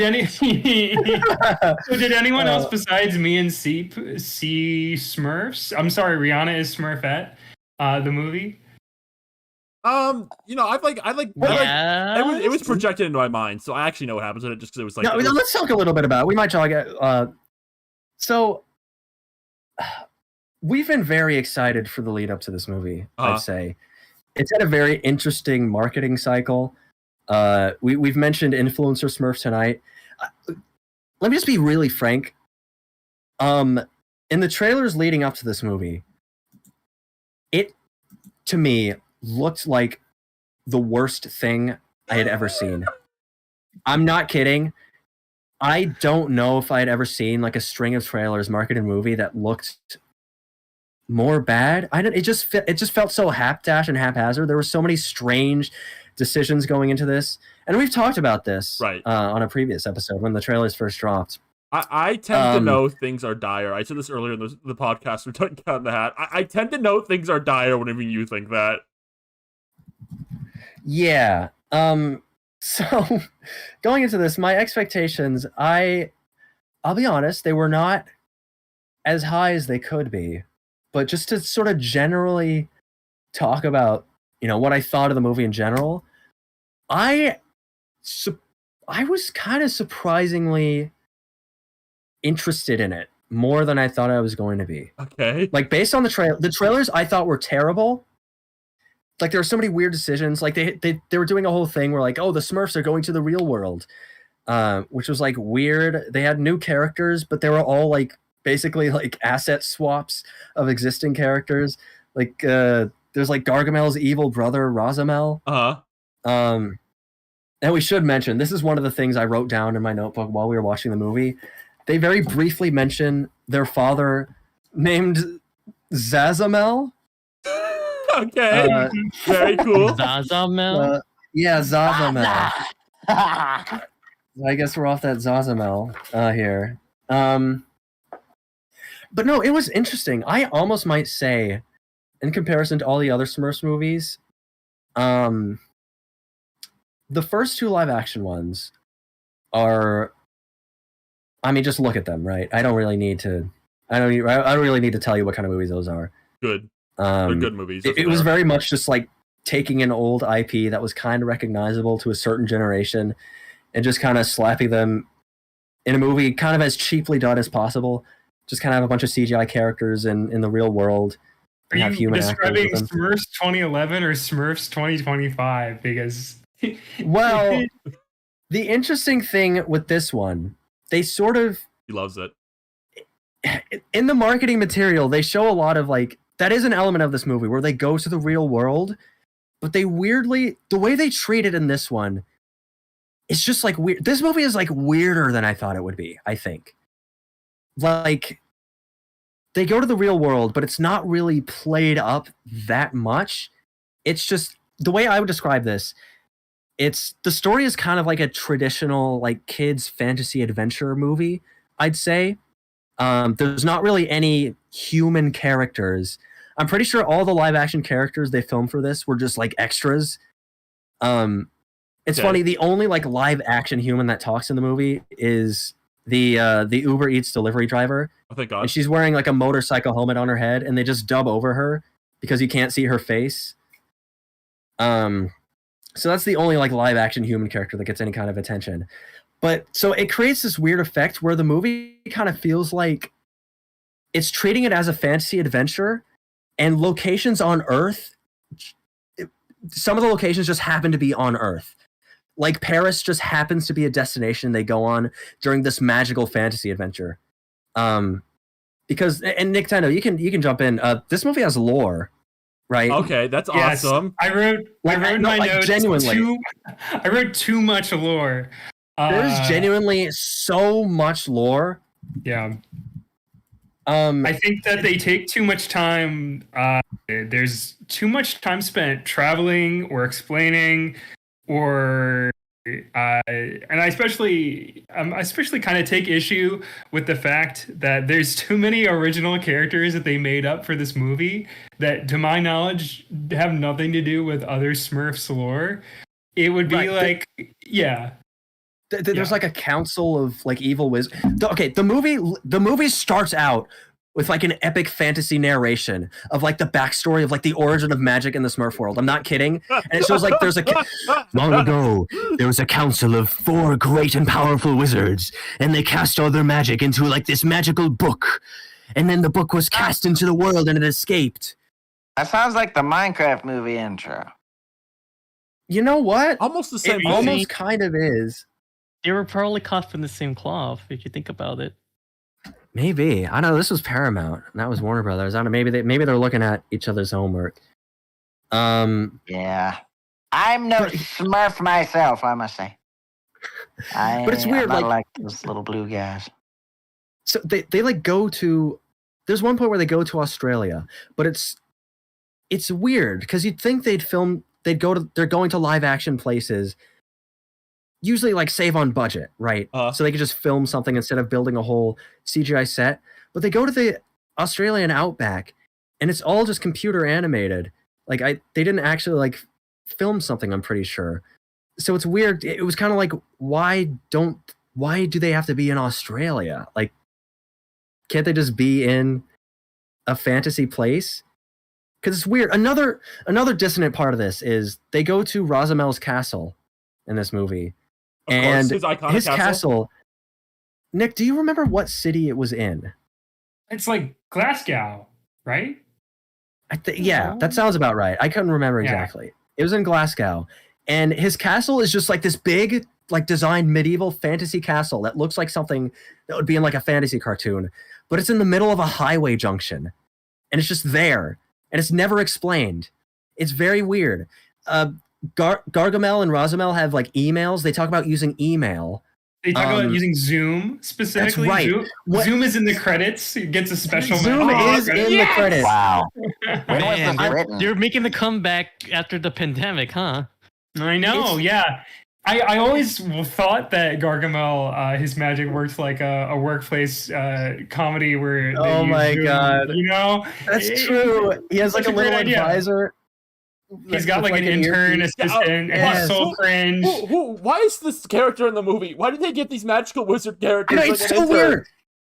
The world building of this movie is just that Smurfs just takes place in modern day. Gargamel is just like a weird guy who lives in the forest for some reason. I think that's the angle they're going with. Because it's weird. Like we talk about the Zoom call. That's exclusively how they refer to it. There's like a scene where Rosamel is talking to the council of the evil wizards, and he just calls it Zoom. It's weird. It's weird because this movie does a lot of things that would just be like normal fantasy tropes you would see in like a traditional fantasy movie, but they add like a blanket of modern like technology and lingo on it, and it's kind of baffling to me, but it's also kind of fascinating because I don't get it. Like it's just a weird creative decision. It makes me wonder why they did it like that. I was confused. Let me talk about why I was confused. Okay. You kind of like defended this when we talked about it in the theater, of course. But I thought it was strange that this is a. Can I spoil a bit of the third act? Just like a concept in the third act. Just give him a taste. Okay. Everyone's seen the movie. Everyone's seen the movie. So the Smurfs have to team up with Gargamel. Yes. And after, they finally bury the hatchet and briefly have a truce. And it's kind of treated like a big deal. Like this isn't the first installment in a Smurfs, franchise. They kind of expect that this is a huge deal. But you met these characters like an hour ago, and Gargamel and the Smurfs barely spend any time with each other. There's also, they don't really establish Gargamel as an enemy of the Smurfs. They start off with Rosamel being the bad guy. Like they created a new Gargamel to be the bad guy. Yeah, that kind of reminds me of like the SpongeBob movie, the CGI one. I'm forgetting its name right now. There's that scene near the end where like every character takes a turn to talk about their beautiful relationship with SpongeBob, and like you don't see those characters interact in that movie at all. Basically, it's like if you somehow like have never watched SpongeBob before, you just be like, why is he talking about him like this? Like, why does this matter? Right, but I think what I said in the theater was like, this is kind of like, I likened it to it's kind of James Gunn's Superman-esque. Like we're just jumping right into these characters. You don't need to be introduced to everyone individually. The audience will catch on. We've had enough Smurfs movies that I think general audiences kind of get the idea. Well, based on those numbers, the last one, I don't know if that's true. Well, I think I think like big box office is kind of fudging the numbers because I think they're kind of suppressing box office. Well, Nick, you can back me up. Our theater was packed to the brim. Our theater was packed. Yeah, I do say shoulder to shoulder. I will say there was definitely a summer camp or two worth of children in the theater with us. There was a kid that sat next to me, probably like between 5 and 10. I don't know. But they got bored. They were like borderline curled up, falling asleep with their official Smurfs poster. By the way, we did not get these. As people had to probably pay directly for tickets, we were not given posters. I think it was a rip. I mean, it would have sat in my closet. It wouldn't have gone in my room. But yeah, I know. Thank you, Jack Black. This is just a travesty. I know they gave us the Shadow doing the Akira bike slide for free when I watched Transformers 1 in theaters. Throw us a bone. Throw us a little Smurf bone. Throw us the bone of a Smurf. You want a Smurf bone? Oh my, Gargamel. I want a little blue Smurf bone. Yeah. Oh, maybe. This. Can I find when I said this? This movie has a scene. You put it on your Letterboxd review because we were talking about. If I think I know what you're referring to. Are you gonna make the Sonic 3 comparison? Yeah. I am gonna make the Sonic 3 comparison. I'm gonna say Gargamel's arc with his evil brother Rosamel is kind of it was ringing echoes of Sonic the Hedgehog 3 with Ivo and Gerald Robotnik. There's I think there legitimately is a scene where Gargamel is talking to his brother about how great it is that they're teaming up against the Smurfs and that they can do evil together as a family. And then Rosamel just kind of puts him down.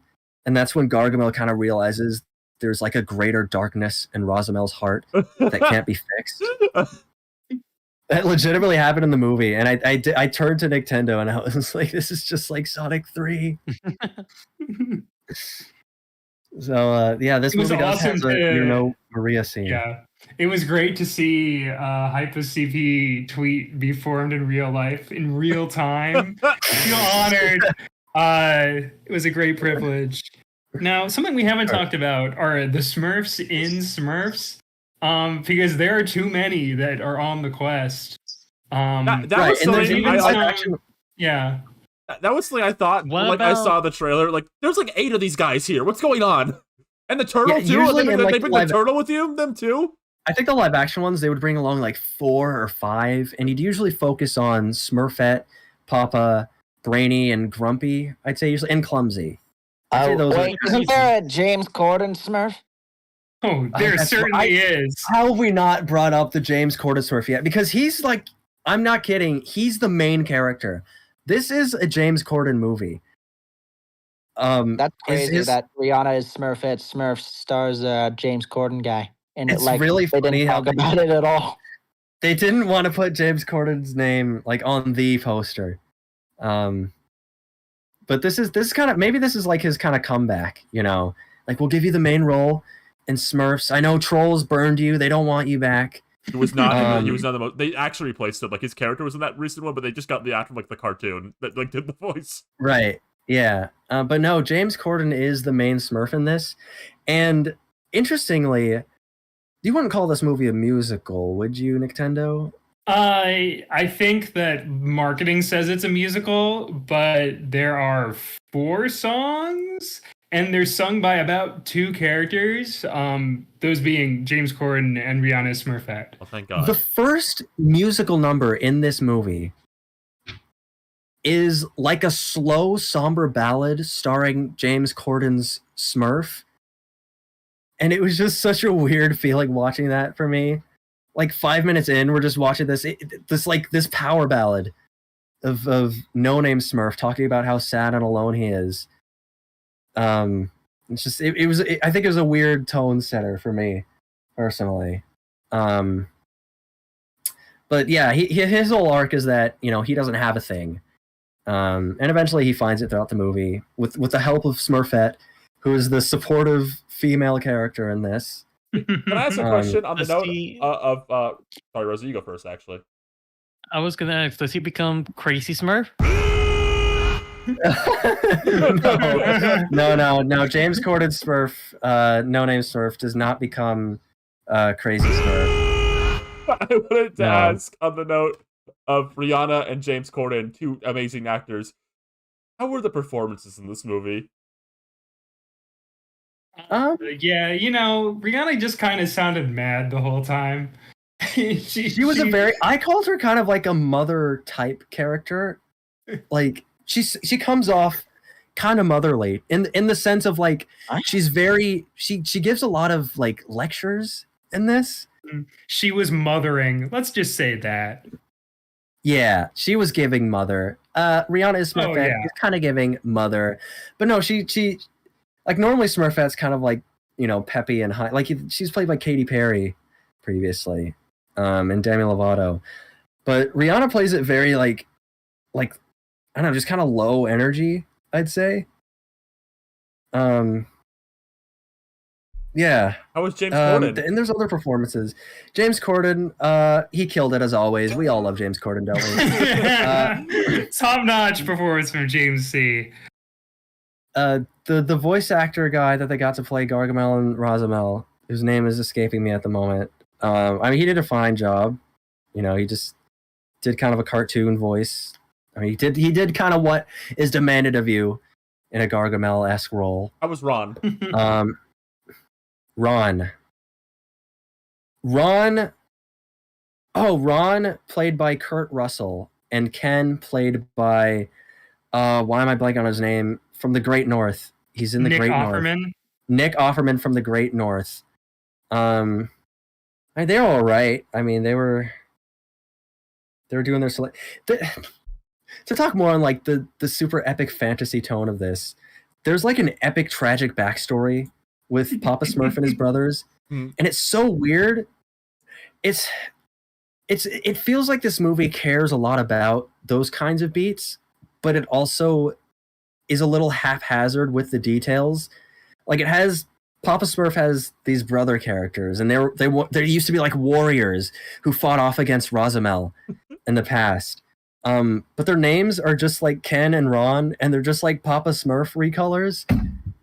And it feels like I don't know, it's like they wanted the tone of like an epic fantasy, but they kind of like skimped on the details. And the fact that they're Smurfs. Right. There's a lot of just like invented Smurf lore, which I guess you can. There ain't nothing in the rules that says you can't make new Smurf lore, right? Now there is a Smurf that I expected to see, but he just didn't show up. I don't know.Maybe he was like frozen or something. I'm not sure where he was the whole time. Yeah. Maybe if this movie makes a lot of money, he can be in the next Smurf movie. I'm really hoping maybe the third or fourth installment of the Smurfs franchise. Everyone who hasn't seen Smurfs 2025, please go out and support it, because if we can get another one, hopefully we could see more of this character. I'll put them on screen right now. They're on screen. Don't worry, this Smurf. Yeah, I just think if we get another like 2, if we get a Smurfs 3 or 4 at least, I think we can see the Smurf. Right. We'll get there eventually. Yeah. Thank you. Yes, Jack, you're so right. What else, Nick? Do you want to describe your favorite joke in the movie? I do. I think did I tell? I think I leaned over and said because a lot of the comedy wasn't hitting, and this random. It's not even like a joke. It just really made me laugh. Which is Ken. Wait, no, not Ken. What's the It's Ken. Ken. Yeah. Ken is arguing with Mama Poot, who is a made-up character, not in any Smurfs, and has a lot of screen time. No. Well, she's any Smurf now. Oh yeah, but she has sexual tension with Ron. That's great. Or Ken. I keep calling Ron is Nick Offerman's character in Parks and Rec, which is why I'm getting confused. No. Yeah. But yeah. Ken's like, you gotta help us. You gotta help the Smurfs. And Mama Poot says, Well then, how about giving me your watch? And then a watch just miraculously appears on his hand. She's kind of like, oh, I'll help you if you give me that watch. Kind of like that trope in movies where it's like, oh, you do something for me. And just it cuts back to Ken, and he just has a watch just out of nowhere. And then he's very like, no, not my watch. My grandfather gave this to me or something. That was just really funny. That was a very like cartoon kind of joke. Just a very like silly kind of like SpongeBob-esque. I was lying. My favorite joke is when Smurfette's talking about how much she loves fries, and like, I need to get. He's just like, "Mama needs my salt" or something like that. Wait, she's a fries head. She's a Zabak fries. She's a Zabak fries. That is a character trait of hers, and you find out later it's because when she was being raised by Gargamel. There's lore for the fries. We told. There's so much lore in this movie. There's way more than you could ever realize. This is a fucking lore swap movie. What was Smurfette's thing? She like finds out that her memories were erased of like being raised partially in Paris by Rosamel, and that was one of. They try to plant seeds for it. She's kind of like, oh, this is Paris. And they ask her, how do you know that? She's like, I don't know. And it's later revealed that she was raised in Paris and fed French fries by Rosamel. You make it sound like she was force-fed French fries. There's just like, Rosamel's like, look at this photo of us enjoying fries together. Don't you remember Smurfets? That was a very like intense scene. Like he's kind of trying to bring her over to the dark side.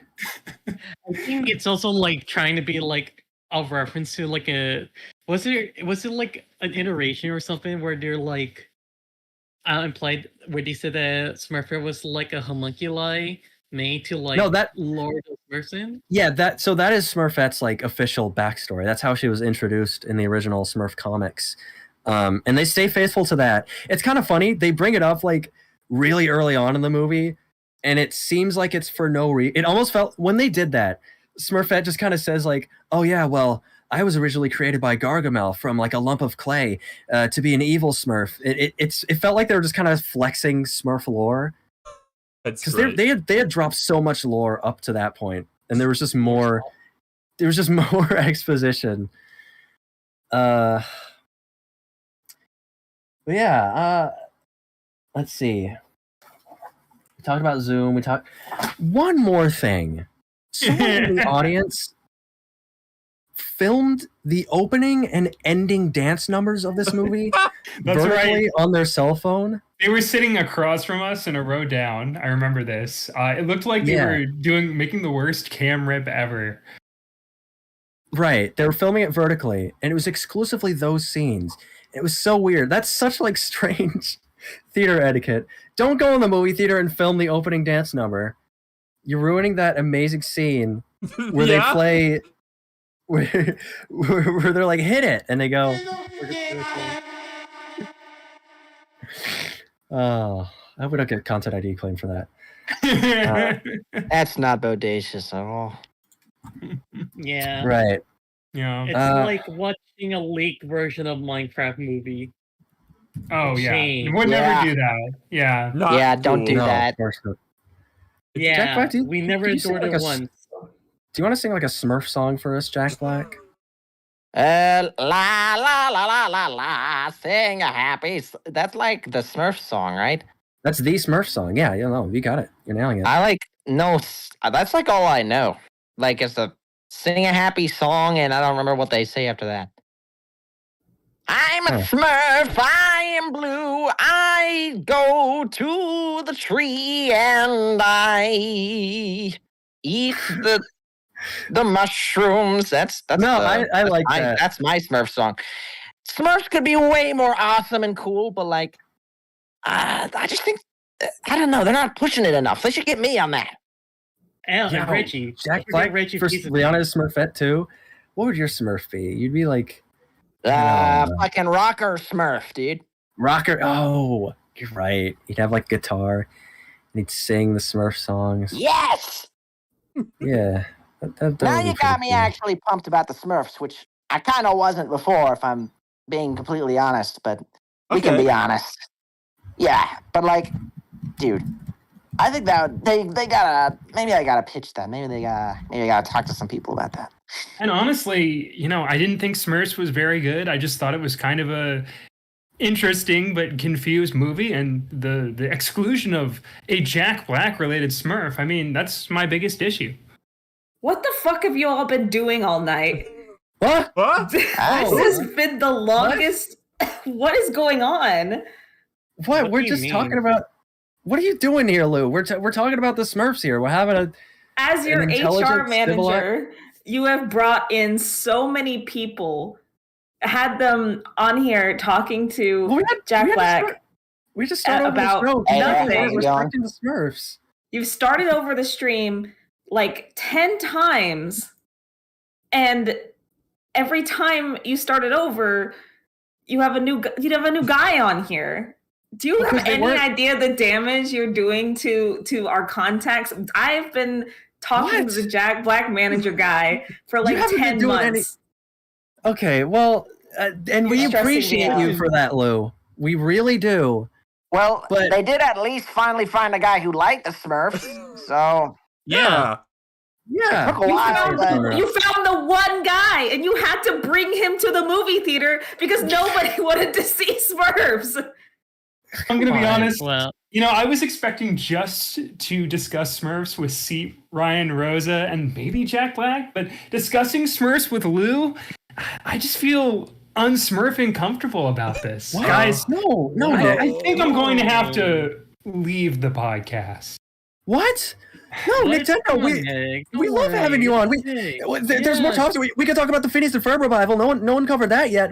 Don't you have any words you want to say about that? Like, guys, I'll smurf you later. What? Oh. Damn. Dave, cut to black.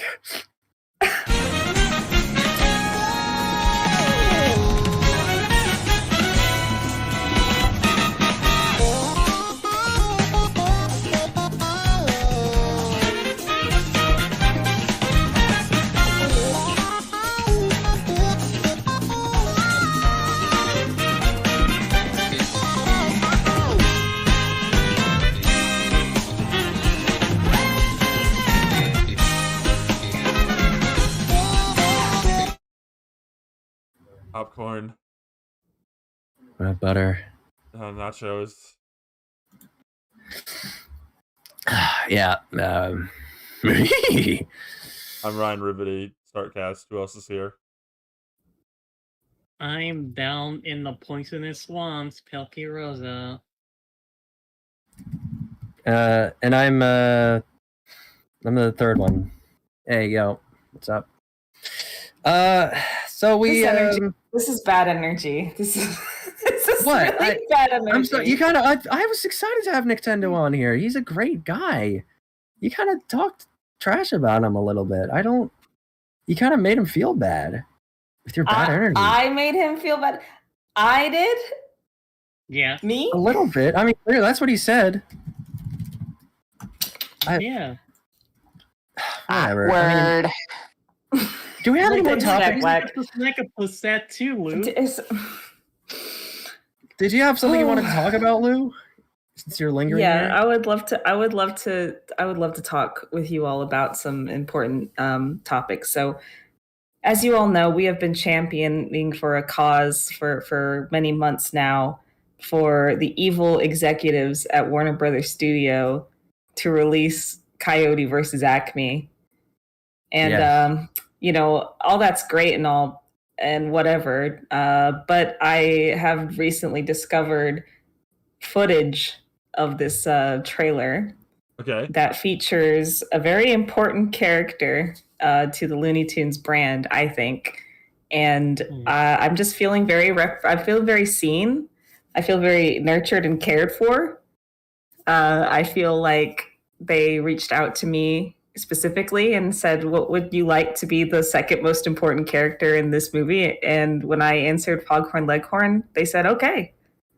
And isn't that beautiful? I think that's a wonderful thing they did for me. And only me. I like that guy. That guy's pretty funny. Yeah, there was a recent San Diego Comic Con panel for Coyote versus Acme, and I actually, the day that they were doing it, I was at the convention, and I wanted to go to that. I showed up maybe 2 hours early. It was one of the first things in the morning. It was at 10 a.m. But it was in the big room, Hall H. That's where they do all the huge movie stuff. That's where they revealed all the big DC movies, and that's where Robert Downey Jr. took off the Doctor Doom mask. Whoa. Yeah, and so basically the line to get into there is always goes all the way out the building and then wraps around the block. It goes across the street. It's crazy. And I kind of figured I feel you have to camp out sometimes to get into that room. So I sadly was not able to get a sneak preview of it. But it was fine because I actually opted to go to the panel for The Simpsons instead, which was pretty fun. It was kind of fun. I'll be honest, the vibe of that particular panel was kind of weird. Was there a lot of awkward questions? Weird. Okay, no, moments it's not with the panelist. Not even that. It's just, Matt. I kind of touched on this earlier. Matt Groening loves living out a little bit, to just put it in a way that I can't describe otherwise. He's very much. I remember when during the first Trump presidency, he led a chant for the crowd saying "Lock him up," and oh my God, he did. Yes, he did, and it's really funny because you can kind of tell the other writers on the panel are a little antsy about it, because you're not really, you're in a big crowded area. You're not really supposed to get super political like that, I guess. Right. But Matt doesn't care at all. So he kind of goes on these tirades, basically just roasting the president. He made a joke about The Simpsons should do an episode where Elon Musk gets in a rocket and crashes on Mars and is stranded there forever, and he can hear the applause from the people all the way on Earth. He just said that. It wasn't even really a joke. It was just I just imagining him kind of muttering it under his breath, and a few people awkwardly clapping in the audience, but really unsure, and honestly, the other panelists are kind of side-eyeing him. I should have gone to the panel last year.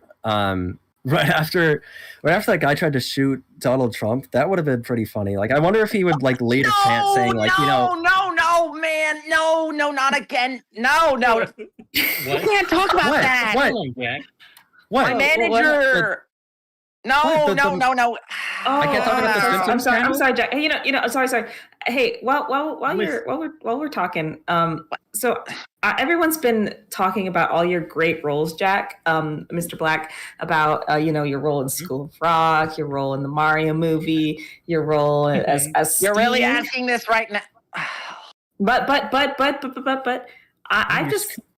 I've been kind of wondering why no one has mentioned your very recent role as Claptrap in the Borderlands movie. I was actually going to bring that up because, well, actually, I was thinking about that, but then I remembered that nobody cares. Oh no, Jack Black! Come on, we care. We've been talking about. Oh, come on! I thought I didn't see the Borderlands movie, but I'm sure you did a great job as Claptrap. I think you must have done a really good job at it. Steve has been a blur. Because it's really the summer of Jack, right? You did all those movies. Yeah, man. I know Claptrap wasn't Poker Night too, or something, but I don't remember anything else. Well, let's be honest. Claptrap is kind of like the Tycho from Penny Arcade Comics, who is the jabroni in the group. Do you think? Oh wait, no, you guys, no, I can't. I have to go. You guys, Why? You can't talk about the president like that. I can't do this. It was just a joke, Jack. We just kind of mentioned in passing. Come on, you gotta tell everyone you're relaunching Jablisky's games. Oh shit! That's right. Got him. I do want to do that. Jablisky games will return. It's just been difficult. I want the D to come back. You know, it's now I'm thinking about that again, and I think I think I should just go. No, we didn't mean to bring down the mood. Come on, Jack. It's been great, you guys. I think you guys are swell. I bet. You know what? You guys are pretty rock and roll. You know what, Jack? I bet Poe from Kung Fu Panda wouldn't even skadoosh Donald Trump. Yeah, I bet he would spare his life. Nah. I don't know about that one. Yeah, I agree. I gotta agree with I don't even know what to say to that. I skadooshed your uncle. I'm so sorry, Jack Black. I understand if you have to leave. It's been a pretty traumatic experience for everyone, I think. Yeah. Well, this is Jables signing off. Yeah. Thanks, guys. You have to bring that up. Did you have to bring that up? You guys have to bring that up. The Donald Trump thing, you knew it was going to make him uncomfortable. Well, why are you looking at me?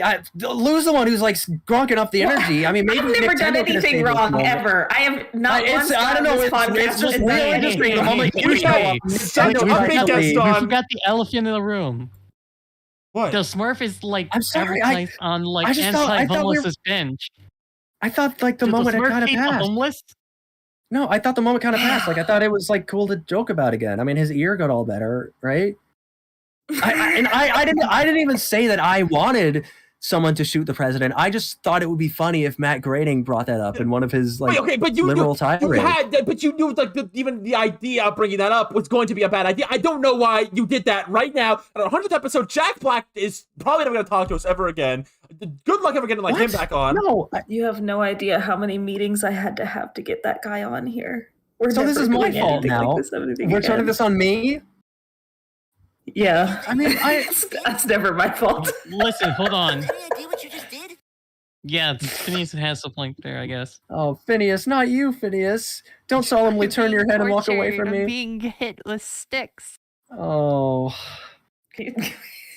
Oh man. Yeah, you're right, honey. This has nothing to do with me showing up, by the way. I don't think. I don't know. I don't think it has anything. What do you mean you don't know, Steve? You already you did put in the whole vibe of this show. I think me. Yes. You made Nick Temple leave. That's like we've never scared him away. I thought we were gonna do this. Come on. I thought we could go through a whole episode without having Lou show up and Lou everything else. Fuck, we forgot to I made the grave assumption, I guess. Yeah, I listen. You left the back door unlocked. I don't know what you want me to say. It was very easy for me to get in.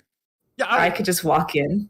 Aren't you like our manager or something? Why don't you have a key? Why does it matter if the back door's locked? I lost it. I fell down a sewer grate. Oh my god. Okay. I think I need a new job. What do we? Oh fuck. What do we do now? I forgot. I don't know. Did y'all see K-pop Demon Hunters? Did y'all see that movie? I actually didn't. What the fuck? It's good. It's a really fun one. Thank you, Rosa. I guess we saved it's on Netflix right now. If you want to. Is that the note we're going out on? Go watch Netflix. Yeah, you know what? Go watch something, anything. Go sit down, watch a movie, read a book, get into like a TV show. Y'all ever seen Ted Lasso? I started watching Ted Lasso. It's pretty funny. Is that was he supposed to be a multiverse? Was Ted Lasso supposed to be a multiverse? I don't know. You tell me. Multiverse. Is that true? Is that true? Actually. Yeah, it is true. I'm getting word from John from backstage. He's begging us to cut the feed. He's begging us, like he's on his hands and knees right now, begging us to cut the feed. T owner is on the phone. T owner's on the phone right now. Oh my god, he's really mad. Jesus. He's not happy. Really? I've never seen this mad before. He's never mad. Yeah, I don't know what's happening. God. I don't think he's happy. I don't. Should we get a fruit basket together? We might need to get a fruit basket. We might need to. Like thank Nintendo for like allowing him to clone him. No, you know what? Fuck Nintendo. Him and me got beef now. Oh my god. Okay, I guess that's your character dynamic now. Oh my! They're bringing in the guns. The security guards are bringing in the guns. We gotta end the show. Me versus Nintendo epic rap battle tomorrow at 2 a.m. Be there. Wait, what? So what do we? Do we just? Are we just gonna cut the show without saying goodbye on our 100th episode? Thanks for watching, everyone. I think that's. Oh my god!